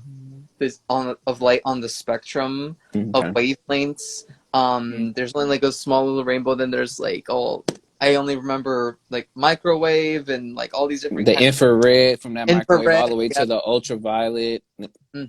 Yeah, there you go. And so yeah, so like knowing that we can only see like so much and different perspectives to the same thing kind of have their like own story. It's just a method of expansion for me which always excites me, and so Mm, yeah, it feels I mean sometimes I it does get to my head a little bit like oh my god, I know all these things, it's so cool, but then like a little like later I'll hear something that is completely blows my mind and I'm like yeah like I like what I know isn't that all that in yeah. went in proximity to all these other amazing ideas. And look, and there's nothing again wrong with that. That's where you start to learn again the checks and the balances and stuff. Because at the end of the day, um, while on this quest for knowledge and understanding and understanding, Mm. you're going to get to those points where you think you've acquired enough that your shelf is completely like full and it's like, yo, I got this. But then you click on somewhere and you find somewhere and you hear somebody speak something that just blows your mind or even adds to something you have on the shelf, and you're like, dang, I really thought I had that. Mm. But again, that piece where it comes to the humility part is also that openness, being able to identify that and know, well, yes, and it's all fine. And I know that I'm glad that that has happened for me, because then now that has even pushed me more to be more inspired to just Mm. know that again, there's always going to be more that is out there, and it is okay that where I'm at, I can still continue to grow. Like you were saying again, Tanisha, with the learning of the Mm. languages, it's always great. That reminds me of one more thing, like understanding how our brain works Yes. can also help us stay humble, because like Mm. uh there's literally a part of our brains called the reticular activator that helps us process information. And the reason is because we have billions of bits of data coming at us Yes. every second. Yes. Uh, and our brains can physically process only like a small percentage of it, like a very small percentage. Yes. And so how the brain does it is via deleting, distorting, and generalizing. And the thing in our brain called the reticular activator, that's what it does, you know. Yes. And of course there are pros and cons to that, you know, like the pro is of course it helps us easy to, you know, navigate in the world. Yeah. But then the con is that that's how we end up getting subconscious biases that are not true, right? So, and this is where you know, you get into racial bias training, gender bias training can help, and also getting into just meditation, you know, just sitting still and watching your mind every day and learning how to develop this and increase this ability Yes. to know reality exactly as it is Mm. goes a long way towards uh,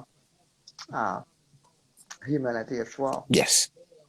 And I'm glad you brought up that point, because even though we can learn some of these things in school, I always like going back to, and I keep using the example of the difference between knowledge and wisdom. We can know these Mm-hmm. things, but not until we put it into action is where we begin to acquire that wisdom. So yes, we can learn all these different parts of the brain. You can study that in science, biology, you know, all those different places in high school. But most of the time, that was just only for the grade. We regurgitate these things, Mm-hmm. and then again, the whole idea of what chunking that we have on our table, we only chunk for a certain amount. That's a lot of that stuff gets pushed off, and we just forget it without Mm-hmm. really analyzing it and taking it in and being like, yo, the reason why we have the occipital lobe in our mind and this is because this part and this part. Because when I went out and I started learning this, that's why we have mnemonics, we have all these other different type of things. But until you apply it, it's not where until you really are fully aware of it. Mm-hmm. But yeah, did you have something, Tanisha, that you wanted to answer to your own question about how you stay humble? Yeah, I think a couple things. To a certain point, writing, and then all Mm-hmm. Mm-hmm. painting. But also like just being excited about the unknown, which is something I'm not I'm actively trying to do. Mm, But yeah, I think that is the key, because I think there's a fear to the unknown that mm, um keeps you from that leans toward judgment, that mm, um, that but like I feel like excitement is sort of like the antidote to that. mm. But Mm-hmm. I feel that. Yeah. Again, and that adds in again to not the awareness of that piece, but at the same time coming to the understanding of how life works, like how Kundi was saying earlier. Because then, if you know that it's going to be unknown to be, you know, unknown to know what's really going to happen, there's as much as we can do proper planning and we can think that like, yo, we have this all set down to the T, nothing can come and ruin or change my plans, anything that happens. Life in the universe comes through and be like, well, look, you said you had this, but then boom, I'm gonna throw that at you. What you gonna do?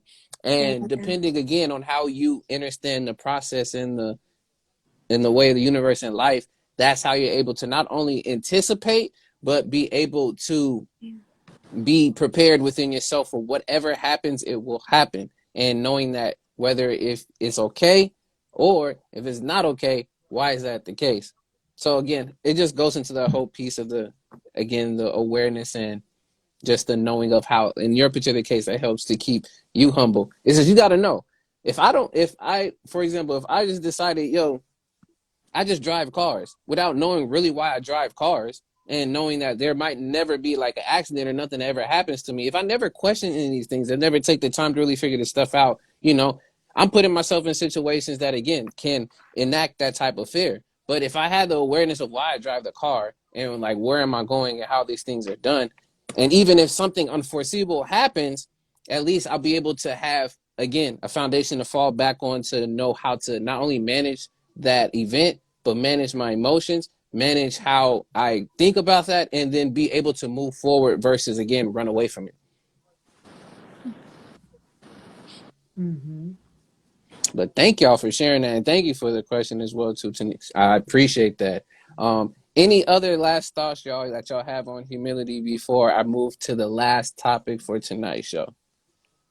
Yeah, I was also thinking of another thing, like another reason for why we need more humility is I thought about how, you know, 1 year after, Me Too became the trending hashtag, Mm-hmm. there was another hashtag that also became really trending that was not as well known or well reported in the news was You and I'm not. why I didn't report why I Mm-hmm. didn't report it.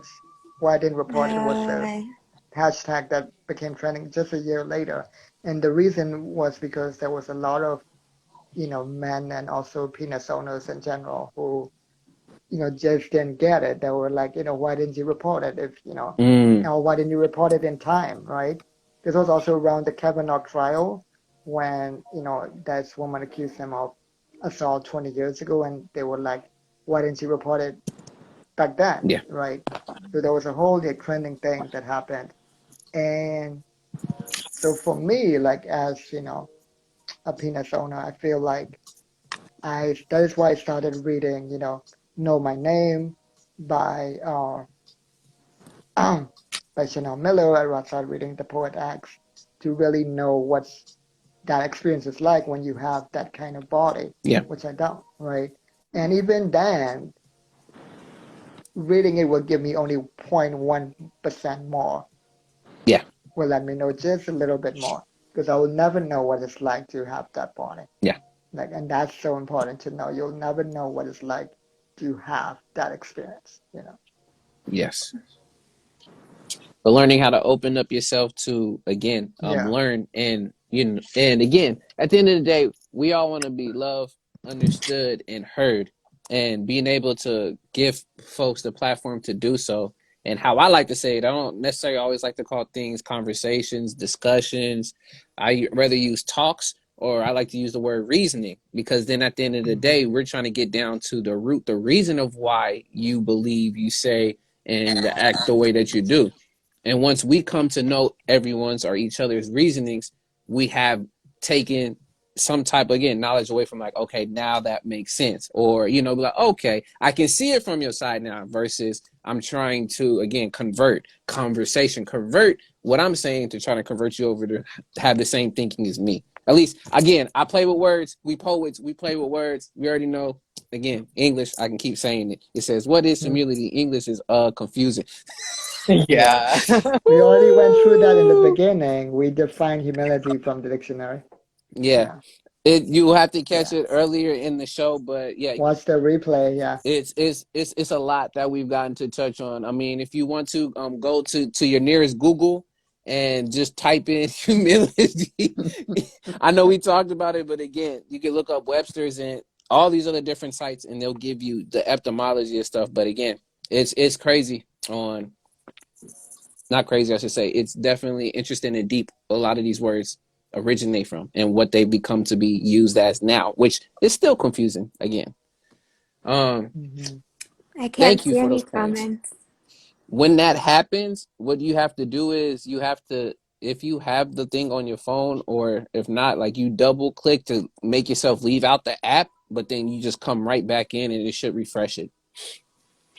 Yeah, so that's usually what happens after a while. Instagram still hasn't It's fixed okay. that. Yeah, but moving to the last topic for tonight, and again, I appreciate each of you being in here for tonight's season finale as well. Last topic for tonight that we're going to speak on is improving your strengths and weaknesses. Mm-hmm. And before I have anyone else do and start that, I'm going to give my spiel like I usually do. There's a reason why that I always pair my topics together, is because they can not say only interchangeably, but they build off on top of each other. So when we talk about humility, and we can talk about how some folks can see that as either a strength for them, or they can see it as a weakness for themselves. And now how we're going to talk about going about what are some ways that we can improve upon those. But the first thing we got to do for y'all is we got to talk about what are y'all examples of a strength and a weakness, and it can be from yourself or from others that you know and see around you. So whoever wants to jump in, what's an example of a strength and a weakness in your I example? think strength is just what you're good at, is your skill, Mm, right? And then a weakness is what you're, I guess, what you're not good at or what you're not competent at. mm, That would be a weakness. Although some people go further and they define weakness as almost like a character flaw that you might have. That's another way of defining weakness. I wouldn't go that far. Like, I think that would be a whole different thing. definite. Yeah. Okay. It's Niche or Hector? I'll let Hector go first if he wants to. If they want to. For sure. So I think a weakness of mine is indecision Mm, because I'm so used to like thinking things all the way through mm-hmm. that in situations where I need to act quickly, um like my logical brain can like try to override my intuitive brain that's just kind of like split second decision making, and like my also my what is it called, my adrenaline brain, Okay. like all those kind of brains, and so for me it's just I because I'm such a big picture kind of person, I like to see like all of the information in relationship with each other. Yeah. um that can be overwhelming if like something as small as when I was a kid, I would know what ice cream flavor to get. It was just be like, oh my god, like I just on those like yogurt machines I would just get a little bit of like each flavor that I and so that kind of like manifests itself in a way where I can have trouble like being like like one or two, and so I Mm, kind of like try to trust my gut with that, which like kind of transitions into my strength, which is my intuition. I feel that it's developed to a point where I can have so much trust in it that I cannot even like comprehend it fully. Uh, mm, where I can just let it take over my consciousness for like as long as I allow it to create anything creative like a poem or song or visual, or even just like in my interactions with people, what I feel is best to bring up, or like what I feel would help me connect with someone more that I kind of already have instilled within me. And so yeah, it's that duality, of having certain gifts with the downsides and the downsides with yeah. the for me. Mm. Mm. Thank you for sharing that and adding that in there. I see you getting ready. Go ahead, Tanisha. I'll go right after you. Yeah, I get that too. Like, some weaknesses are like strengths too. Like they're weaknesses, but there are like good things to them. And Yes. then some strengths are like weaknesses. Like I can I can argue a point and not back down. Yeah. But then but I like to think I do that in an okay way. But sometimes, obviously it depends on other situations, but circumstances, um but yeah, I mean, it shows, guess it shows that I'm like really, like that I care about something and that I Mm-hmm. am like really willing to go to bat for it. Weaknesses, I guess, like confidence. Mm. So weird. It's I like a would look at. paradox, but We'll flip it this way, because again, we have the connotations of when we see a certain word, we already put something negative to it or positive, whatever. We have the flips to it. So if it doesn't necessarily want to think weaknesses, think of areas of growth. yeah, I think I need to work on my work on being more confident, Mm. especially in my work. Um, yeah, like Feel that. sharing stuff and not getting the right or the the exact perfect response. You know what I mean? It's like I can't let that like get me down or like rejections, because rejection is just the part of the whole thing. Mm. Get rejected from like a whatever submission. It's like you know, not taking it personal, not letting it affect you too much. Yeah. Um, but it's better. It's better now than it was like a year ago. So hopefully in a year it won't be as bad. Mm. I I appreciate you sharing that and speaking that. And I wanted to ask again, because then I'm gonna add to it. You said that you were a teacher for is it for youth, Yeah, middle school. middle school? Perfect. That's what I'm gonna tell you. Specifically when it comes to trying to be precise and concise with your words, and you wanted to get out exactly that you want to be said and brought across, especially with kids and youth. They value, and this is just from my perspective and my experience also working with youth, is that they value authenticity versus, of course, you being this fully over, I'm all over you person.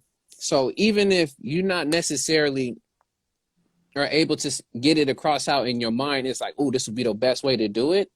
Them being able to see you piece it together and figure it out also is showing them, again, not only how authentic you are as a person, but also showing all the other things that you're trying to pour into them. And some of them will take that on and they will really value what you're bringing to them. So I know you see you are continuing to work on that, but just know that too, that even if some of the kids, especially in middle school right now, they kind of in between, like they want to like you, but then at the same time they don't want to like you. They're trying to like really hide and figure all that stuff out. Just know that you do have students there that value what you say because of how authentic it comes across.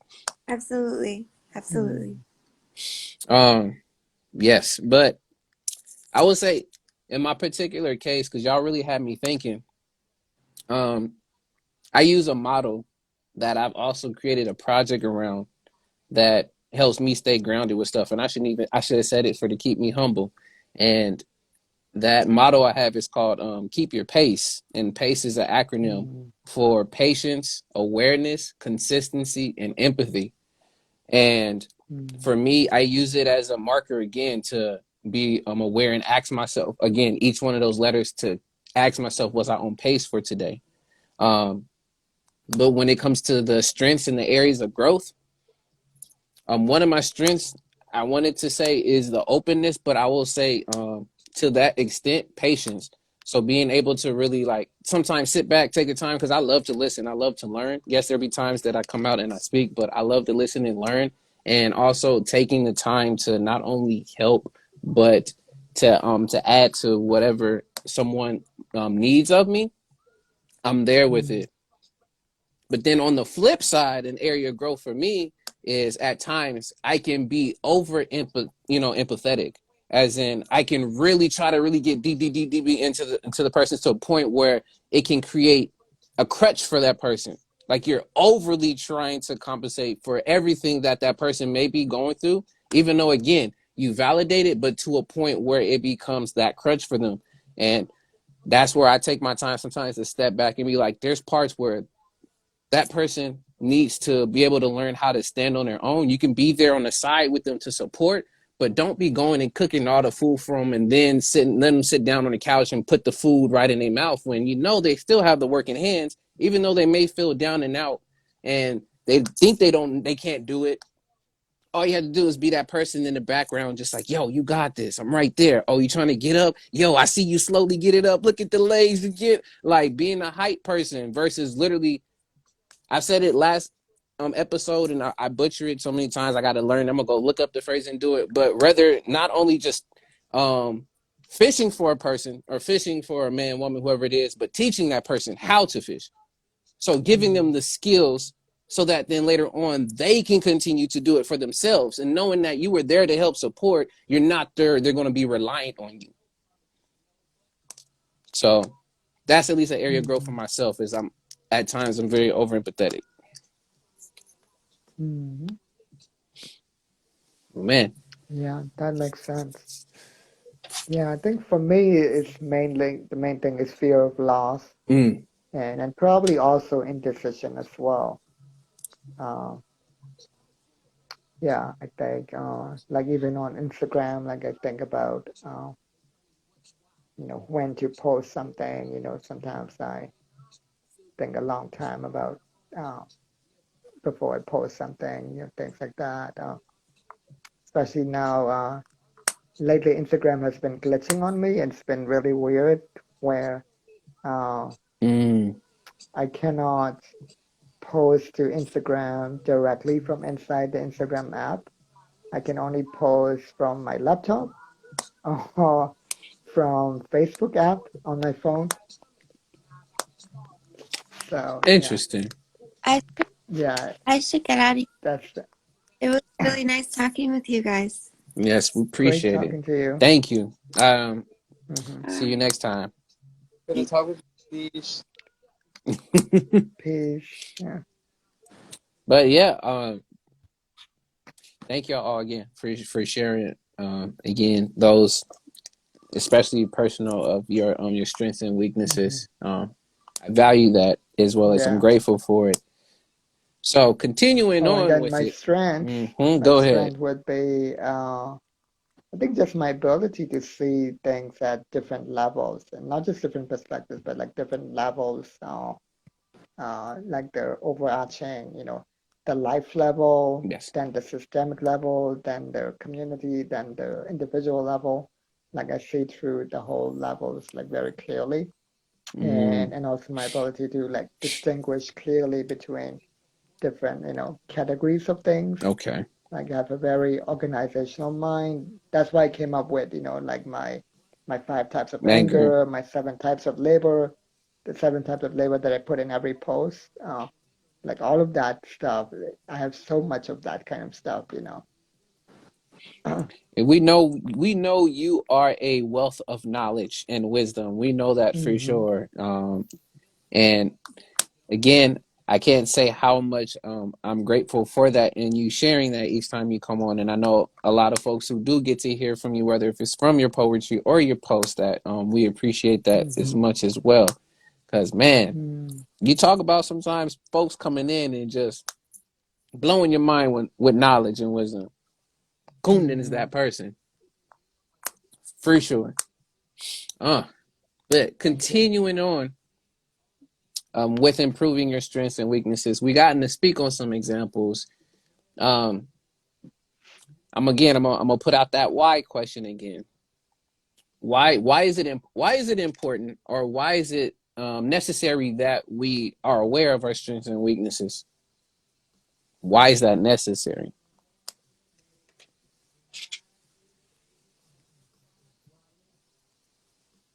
What's the question again? So why is it necessary or why is it important to be aware of our strengths and weaknesses? Because we just talked Oh. about it, we gave examples, but now I wanted to ask the question of again of why. Because I mean, again, each of Hmm. us we have an idea of why and how it's important, but just to again to share that out because it might be that small percentage of folks is like, well, it don't matter. I just live. I don't care about my strengths and weaknesses. I'm just here. So what you gonna do about that?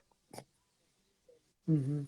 Yeah, it goes back to the way you even define weakness, right? Areas of growth. Mm-hmm. So it basically shows you the areas of growth so that you can grow in them, right? That's one one way. Mm, And then conversely, the strength, right? Can if you know your strength, then you can lean in on them and then make your strengths better as well. mm. So that also has to do with your growth as well. In fact, I don't know if you're familiar with the Strengths Finder Yeah. 2.0, the task and the book. I got you. Uh, I got you. Because, yeah, I see, y'all got my whole oh yeah, government. Y'all got my whole government right there. you got your five. Yeah, Yeah. I have my five too. I think mine. I have positivity too. That's one of my five. Yes. And then I have ideation, futurism, or futuristic. That's like I remember those top three. And but yeah, but in the book he says that technically those strengths are not strengths, they're talents. That if you develop them over time, they become strengths. Yeah. So I thought that's an interesting way that he defined his perspective in the book. That those are talents that if you develop, they become strengths. And then, from my perspective, even if they become strength, they still have room to grow so that you can become even more skilled in it. You know. Hmm. To your point of the levels, each one of your strengths have Mhm. ultimate levels as well too. And we Exactly. use different Yeah. words to also describe what that level or the next one end up being. But Hmm. yeah, no, thank you for bringing it up because I haven't done my test in a while again, so it might. They say that each time you go back and through it, it might change. It It might varies, change, through that whole especially if list. there's like a gap of a few years. Yeah, Yeah. Yeah. that's what's up. Okay, okay. So, did you have anything, Hector, on why it's important to know our strengths and weaknesses or areas of growth? Um, yeah, so for me, it's pretty important for me to know the ways in which that I need to improve because as we were like mentioning earlier, there's only like so much that we can know about ourselves. It's Mm, kind of like a mirror trying to stare back at itself, yeah. and that does have its own journey, its own revelations, but you're only Yeah. ever see like those refractions of yourself. You kind of only see what you like seek in a way, and, Mm, for the most part. And so I feel that when there's an outside perspective looking in to have a more pragmatic picture of what's going on, yeah. it can really bring out what is needed for someone to grow. Like in Yes. music production, I can get really, really in my head about mixing because to me it all just sounds, all the instruments are there, you can hear them, right? There's like 100 of them happening. Uh, but like if like it's helpful to have like basically anyone not me listen to it and tell me, I can't really hear this, or Mm-hmm. vocals are like way too quiet, which are like the main um feedback that I have. So Yes. now I know, like, oh, okay, let me start with the vocals and then build the instrumentals like around it instead of the other way Yes. around. And so for me, sometimes that flip is needed. Oh, I was approaching it trying to focus so much on what is surrounding the main idea, but let me just focus on that main thing Yes. first and then build surrounding it rather than, yeah. Mm,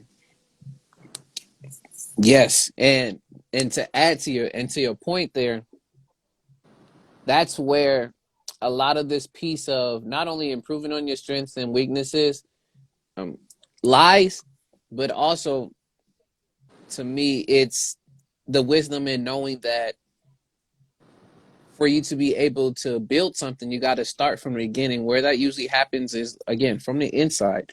A lot of this work that we do and we learn and we know begins on the inside. We were born inside a womb. How do trees grow? How does nature come apart? It doesn't start off. It is not no Benjamin Button effect going on in nature. We don't have full grown trees that just start receding out of nowhere back into the earth.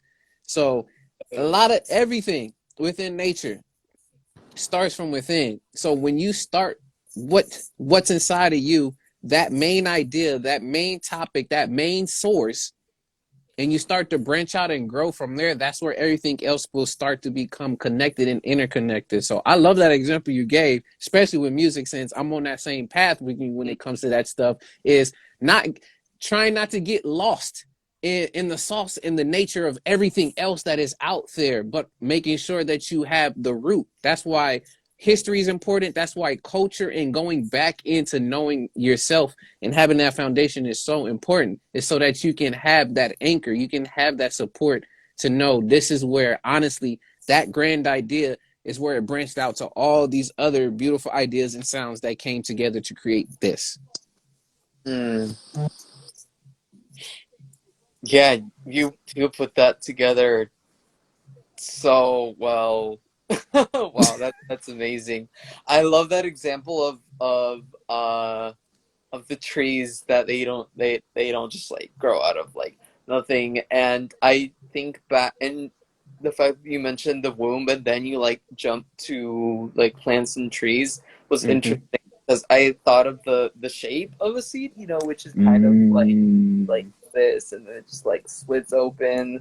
So, there's a lot of similarities there in the way that growth and birth occurs. And I kind of try to see the natural world as a metaphor for what can happen within ourselves in the way that is more, metaphysical. Like the whole world around me is a reflection of what is going on with me internally in Yes. all these different ways. Not only, vision, because our mind kind of just projects the image through our eyes in our mind, and it's Yeah. not necessarily in our eyes.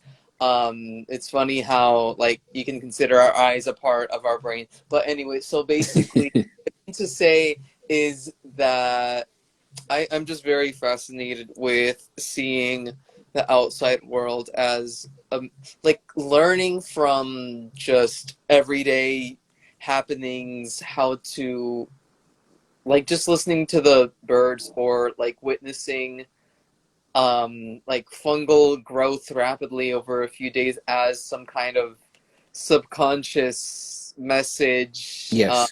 towards like that inner knowing. Mm, yes.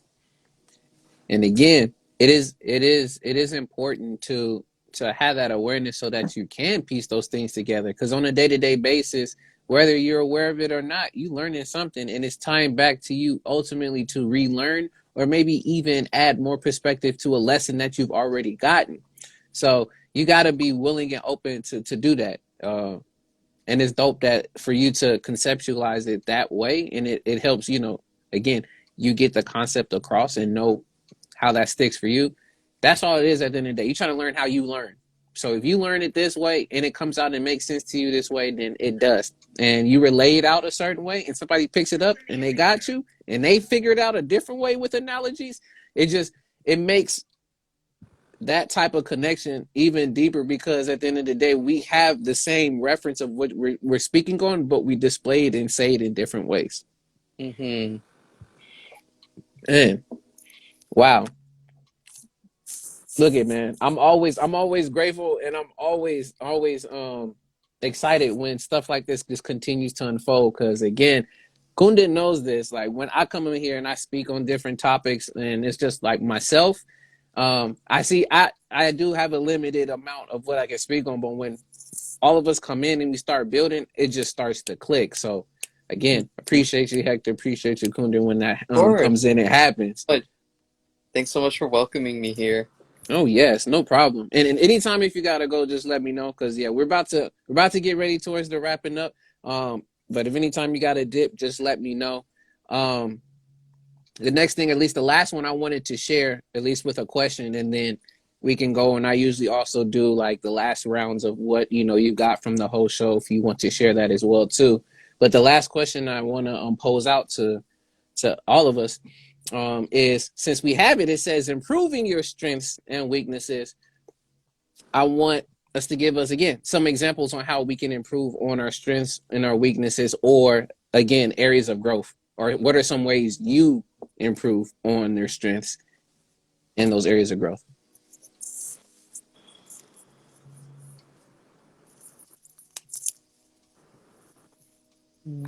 I mean, the simplest is just practice, right?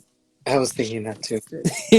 Yeah, like, especially with the specific skill like writing or drawing or dance, especially with writing poetry, for example. I do a lot of that. Just practice, pure practice. Now, with storytelling, I actually read a lot about plot structure and story structure and the neuroscience of storytelling. So that's has a lot to do with just like learning about the subject as well, in addition to the actual practice Yeah. as well. I think both are important because some people stay stuck in like just learning forever without actually implementing it, Yes. and then they get this information overload. I make that mistake sometimes with marketing and branding, those subjects where I keep learning and more about marketing, but Yes. don't do as much implementation. So that's something, an area I need to improve upon. So that's another thing. Balancing learning with implementation would be another way to improve your strengths Mm-hmm. as well. Beautiful. Hector? Hmm. For me, what really has helped shift my my path of growth has been finding divinity and sacredness in the so-called mundane, like brushing your teeth or like washing your face, Mm.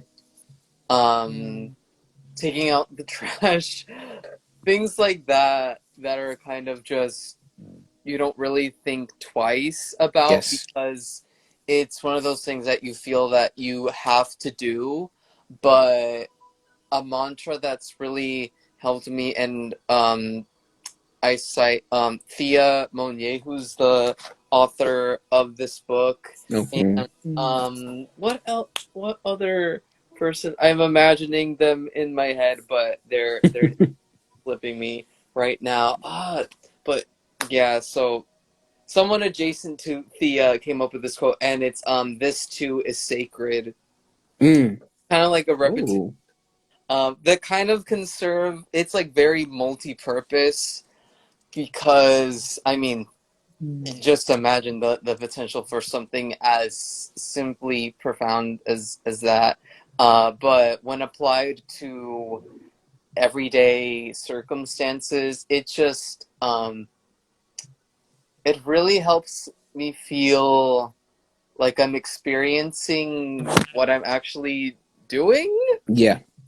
because it's like, mm, oh, I'm like brushing my teeth, but I'm like thinking about what I'm gonna do and like what I already did, and I'm like daydreaming. But like as soon as I'm like, oh, like I can feel the bristles on my teeth, and like, oh, that hurts a little bit there, or oh, that's like kind of like raw. Or, oh, let me get that spot like more in there. It kind of just mm, serves as a small exercise for creativity and for mindfulness, and Hmm. yeah, it's just kind of a way to keep your mind in the moment, which I feel like mm, 9 times out of 10 is beneficial if you want to be in humility and grounded, which quite usually happens to be in the present moment. Mm. mm, Yes. That whole piece of not only just that the present moment again, but acknowledging we call them mundane things, but the simple things in life, honestly. At the end of the day, can take the cake away from all these extravagant other things that you can be trying to go for in life, because you think that, again, we go to the whole idea of that the Donning and the Kruger effect of, I'm above average, and so I should get above average ideals and means of stuff. So I should be having the Mm-hmm. Ferraris and the mansions and all this other different stuff, and not taking into consideration of being, again, showing the gratitude and practicing that of like, yo, me just getting up, brushing my teeth, or me being able to go step outside and just breathe and know that I have shelter, and like I can wash dishes, I have running water and things of this sort, bring you back and ground you again into being not only in that present moment, but being grateful for what you do have and what you not only accomplished, but where you've gotten so far as a person. Mm-hmm. Man, I mean, to add to your other parts, uh, another Oh, thing I Sonia thought Renee about. Taylor. Yeah, Yeah, I was trying to look it she up. wrote the. The she wrote. She wrote "My Body Is Not an Apology." Yeah. Yes. Oh my God. Just the title alone and the art alone. Just the the subtitle being "The Power of Radical Self-Love." I Mm, haven't even Mm-hmm. read this book, honestly, but just being in proximity to it and people who have read it just like already makes me feel like it has become a part of my life. And so mm, I feel Mm. like with those kinds of books, it's just that Yeah, kind of I've read the weird. first chapter, I think, and the introduction so far. mm, mm. It's pretty good. It's pretty good. At this point, Kunde, I'm And not surprised. You yeah, have the yeah, library with you. That's what you just have. You have just the unlimited library with you. If I say, "Oh shoot, have you heard about this?" Like, "Oh yeah, I read the first like 18 chapters of that. I'm almost yeah. done with this." It's like, yo, what The haven't you not read? Um, the story about how she came up with that title is pretty powerful. Like that's what I read in the book, Mm. mm, and it's about basically she used to work in theater, and this was a pretty diverse cast, including some disabled people as well. yeah, And there was this one woman who I think had cerebral palsy. Yeah,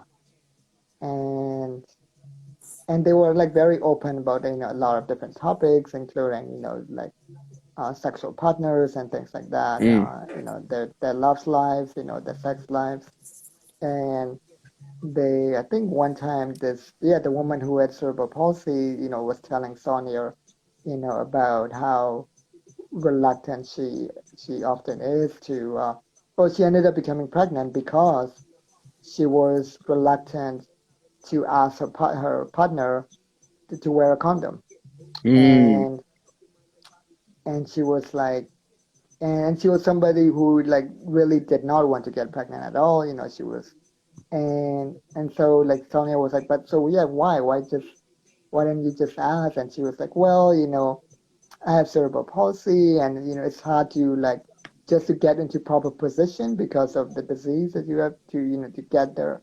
mm, You have to ask a lot, and it just felt like asking for the condom too on top of it was like too much, and that's when Sonia just blurted out at that moment. You're like, wait, your body's not an apology, mm. and Mm.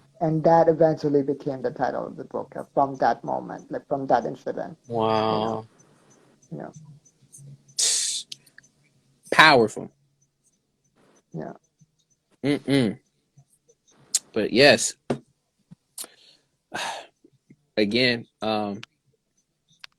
appreciate the points and the wisdom And and that goes knowledge. back to humility too, right? Yes. Like to um be humble but not too humble, right? Not to be humble to the point that you start being apologetic about just living in a body that you didn't have a choice living in.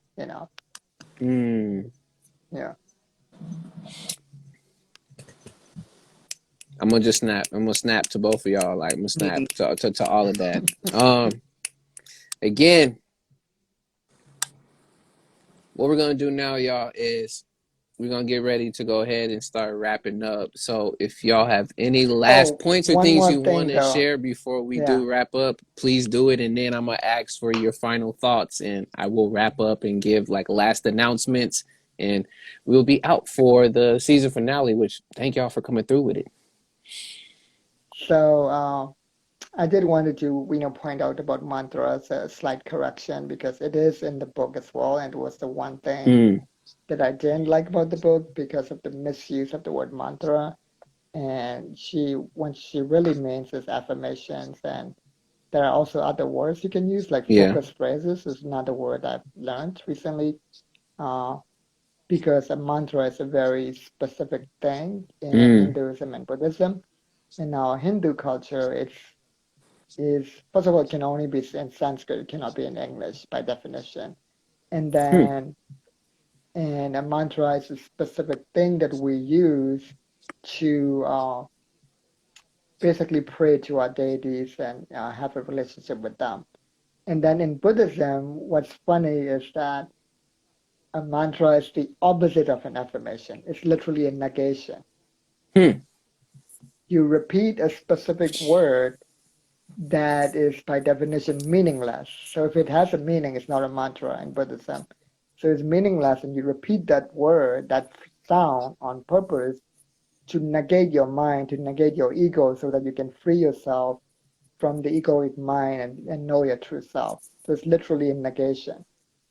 So like not only is a mantra not an affirmation, it's the opposite of an affirmation. mm, So the way people conflict mantras becomes, for me, it's like a form of cultural epistemicide, right? Where you're erasing the cultural roots. And so that's why I try to correct people as much as I can. Uh, so you can use the word affirmations, and more recently, I learned something called focus phrases, hmm. which is from this book, Tapping the Souls. And an example of a focus phrase is like if you want to quiet your mind, you say, I choose to focus enjoyably inward.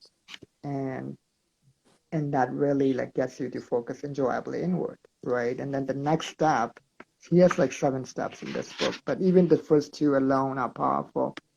My mind is quiet. I'm now in the silence. Mm, So like, so that's, I mean, it has its own, powerful uses, focus phrases, affirmations, and then mantras, but like they are very specific things, and we gotta be, again, be humble and be careful about using them in the right way. So, yes. Thank you for that correction. And I do remember you spoke about that a while back, but thank you for the addition of adding in the focus phrases. Yeah, that's very, mm-hmm, very new to me as well too. So thank you for mm-hmm. clearing that up for all those out You're there, even welcome. though y'all in the back that's watching this later. All y'all back there too. Um Now, getting to the part where we're wrapping up this show. So for both of you two, what are your final thoughts on the overall show, whether if it's specifically on humility or even improving your strengths and areas of growth? Your last summary of from the show.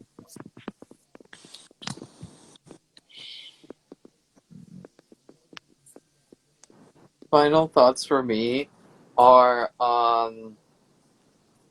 I mean, I kind of just didn't. I just kind of jumped into this. I didn't know this was like this was like a finale or like nearing the finale of like a whole like season. And I see like the number episode 40. I'm like, whoa! So this has been like a thing like happening for a while.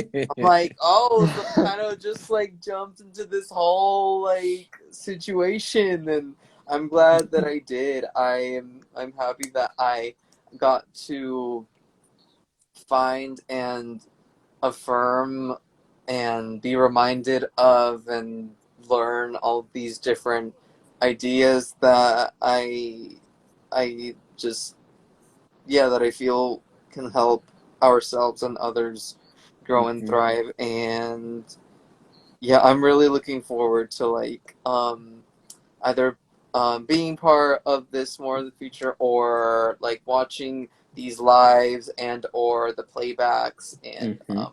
I'm really glad that I got to cross paths with you all. Mm-hmm. We appreciate you coming through. The more again, the more the expansive of the knowledge that we get to all share, and again create resources for each other to grow, because ultimately for those who are just barely again joining and getting to know, that this is the premise of why this show actually came to be, because I saw that there was a need, especially this was birthed out of the Mm-hmm. pandemic. So I started this show Mm-hmm. back July 2020, and it Mm-hmm. was to see that there was a space that was needed, because right now everybody during that time we were trying to figure out what is going on with the pandemic. People are isolated in their Mm-hmm. homes, not being able to communicate, some afraid to. And I just felt it was a great way to not only bring people together, but for my own, again, selfish need to also connect with those who support me Mm-hmm. creatively, music wise. So this was a great way to add that, but to also build a community on critical thinking and thought to challenge things, and at the Mm-hmm. same time, grow. So always welcome and always appreciative people come through and give of their time. So thank you for coming through. And again, Of course. not to tell anybody else, yeah, there's literally, you can see the growth from literally season 1 to season 2. There's altogether there's going to be 60 episodes. I'm not saying go binge watch all the episodes, but you get to end up seeing a progression of, especially we be hitting almost on a regular 2.5 to almost 3 hour shows now, because of just again the great reasonings and talks back and forth, which I'm all here for that, and it's all for folks to have. So thank you, Hector. Thank you. Of course. Thank you. Yeah. What you got for your Yeah, I final appreciate you thoughts? doing this.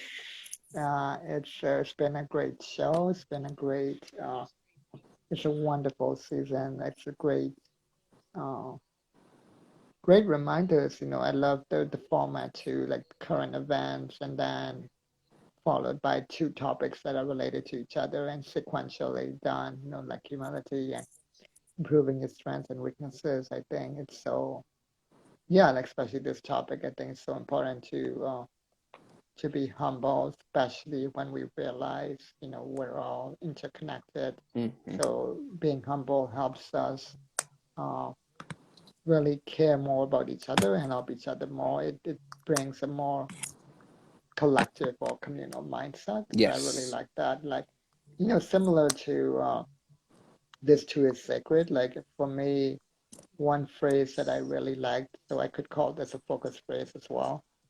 It's by Vamsi Jalari that reminds me of our interconnectedness. Mm. It's just so simple. It's just three words, one sentence. It's everything is everything. Yes. Lauren Hill on Everything that is too. everything is everything. Mm-hmm. And that's from Professor Vamsi Jalari's book on Hindu phobia. It's called Rearming Hinduism, and he talks about Mm-hmm. that. Uh, and the reason is from a Hindu perspective, for us, God is not out there. God is always someone. He also says that in the book. Mm. So, because God is always someone's brother in our story, someone's son, someone's husband, God is always shown relationally Yes. in a lot of us stories, or someone's daughter, someone's sister, etc. And so that also shows our interconnectedness. So those Mm. two phrases, especially everything is everything, Yes. uh, that's a great reminder. Did Lauren Hill say that too Yeah, she in has one a of her song. It's songs? called "Everything's Everything" on her Miseducation of Lauren Hill. Like that's where Oh I my get the God. reference from. And again, that could have Oh been wow. from like earlier on that you Mm, have in that. But yeah, Lauren Hill has a whole song called mm, "Everything Is Everything." And my homie had a friend who again transcended, and he added another everything on top of that to just literally emphasize it even more. That everything is everything. To just really just bring to ooh, really drive that home, that as much as again like you said that we are individuals but within a collective mm, field, but is I could talk about any random topic, but it's funny that even if you could talk about the random topic, it somehow can still be connected to something relevant to a topic we could speak on. And it just mm, goes to show you how powerful, if as much as we try to disconnect each other, that we are fully connected. mm. But yes, oh man, again, this has been the season finale. What's the word Wednesdays for season 2, and it's episode 40. So I appreciate everyone has came through. It's not ending just yet. I'm just giving that out there to. Again, I do this every time, and if people get tired of it, don't care. I have to show appreciation for folks that come through and share. So thank you, Hector. Thank you, Kundin. Because again, for me, the most valuable thing in this life, besides we can talk love and anything else, for me, it's time. That's something you could never get back. So I appreciate everyone that comes through and gives up their time, whether if it is 10 seconds all the way up to 3 hours plus. I am appreciative of your time because you can be somewhere else, but you're here and you're present and you're with us. So thank you so much for that. Now, to wrap up, when it comes to current events, news, and all different sorts and outlets, the important thing I want y'all to take away, again, from all these seasons before is just take the time to be aware and to read up on what's going on around you. Because you never know what can be happening not only in your own neighborhood, but even outside of what happens in the world has an ultimate effect on you. The whole idea of the micro and the macro. So on the outside, something bigger is actually can be happening on the inside. So please take the time to either, if you don't like watching the news, at least read a news article so you can stay up to date, so you can not only help prepare yourself, but your family and your loved ones, so that y'all can properly have a plan in place to be safe. Mm-hmm. 2, when it comes to humility, again, we have the roots, we have the changes of the words, but the basic thing when it comes to being humble about stuff, honestly, I think of the whole balance. So knowing that, yes, you're not above someone, but then again, that there is more to be learned. So the piece of there being growth there. So when someone is saying to be humble, is not only just end up saying, oh, shoot, you ain't worth nothing, or you lowly, like the word also adds, but is letting you know that there is still more room to grow, and that even though you're great now, there is still so much to be left there. So always remember to ground yourself and to keep yourself in the present moment with a lot of that. And lastly, when it comes to improving your strengths and weaknesses or your areas of growth, take the time to be aware of what those are. Write them down, make a list, so then you can know for your own self. Then figure out, okay, why do I say this is a strength, and why do I say that this is an area of growth? Once you identify that there, like Kunde was saying, Hector is saying, lean into those things. Learn how to help you improve not only on the strength, but also to identify that area of growth so that you can have a crutch, and again, not a crutch, but have a foundation so that you can eventually grow into it, whether that's through practice, whether it's that through meditation, whether it's that through reading, writing, or just observing nature, all of that. Because at the end of the day, Mm-hmm. we're here to not only connect, but also to grow through our daily life experiences. So be open and be aware, and you got to be willing to do so. Mm-hmm. But with that, y'all, before I end it, thank you again for the season finale. This has been 60 episodes now. So y'all been riding for 60 episodes, whether if it's y'all just came in or y'all been here from the start. Thank y'all so much. We would not be able to get that far if it wasn't for y'all. And just the last few announcements. One, this will end season 2, and we will come back with season 3 mid-February. I needed to take at least a month and a half break from doing so I can properly prepare the next topics for the next season. If y'all have topics that y'all want to add against me, please throw them in the DMs. I've learned in the past that I've tried to do that, not necessarily there has been responses, but if there's something that is just on your mind, you're like, yo, you should throw this in there on the show so people can talk about it as well. We can talk about this. DM me, or even put them in the comments Yeah. at the end of this show. Like whether you're Instagram or YouTube, put them down there. Mm-hmm. Second, for those who do follow me musically, also today I've also dropped a new project, and it's entitled For the Moment. And that just Oh yeah. embodies, Congrats on that. Yeah. yes, and that just embodies the aspect of not only the present moment, but really beating out that inner critic in yourself to just create. Don't worry about, oh, if this is the right thing or that's the right, or this was too much, or let me write this sentence, oh, now I don't like it. Get rid of overthinking and then see how much you blossom from what you're just creating in that moment. So in the for the moment on YouTube and Bandcamp right now, y'all can check it out. I actually have my first poetry piece on there that I actually have spoken. So that is also on there. It's interesting. Um, and then the last thing I wanted to share too, and I'll have a post on it too, is I'm also starting a 7-day challenge. It's called the 7-day Mind, Body, and Soul Challenge. And I'll give some more details to what that is in the coming post. But if you are interested, you'll see what the post is, and you can rather do it with yourself, or again, I'm going to be doing it with a few other folks that I have together. But that's something that birthed out of all of this here again. So with all that being said, I can say so much more. But again, thank you to Hector. Thank you to Kunin. Thank you to Tanish. Thank you to everybody that's came through, whether old or new. We appreciate you so much. And just know that this is not the end. We're just taking a break so we can recharge, so we can come back and give you the energy, knowledge, wisdom, and perspectives that we all have to share so that we can grow and build as a community at the end of the day. So with that, y'all, I've been your brother Avis. It's been Kundin. It's been Hector. We will check y'all in a month and a half for season 3 of What's the Word Wednesdays. So until next time, y'all, keep learning, keep growing, and love yourselves, please, especially during this time. Love on yourself. But with that, y'all, peace and love, and we'll see y'all next time. Peace and love. See ya. Love. See ya. One love. See ya.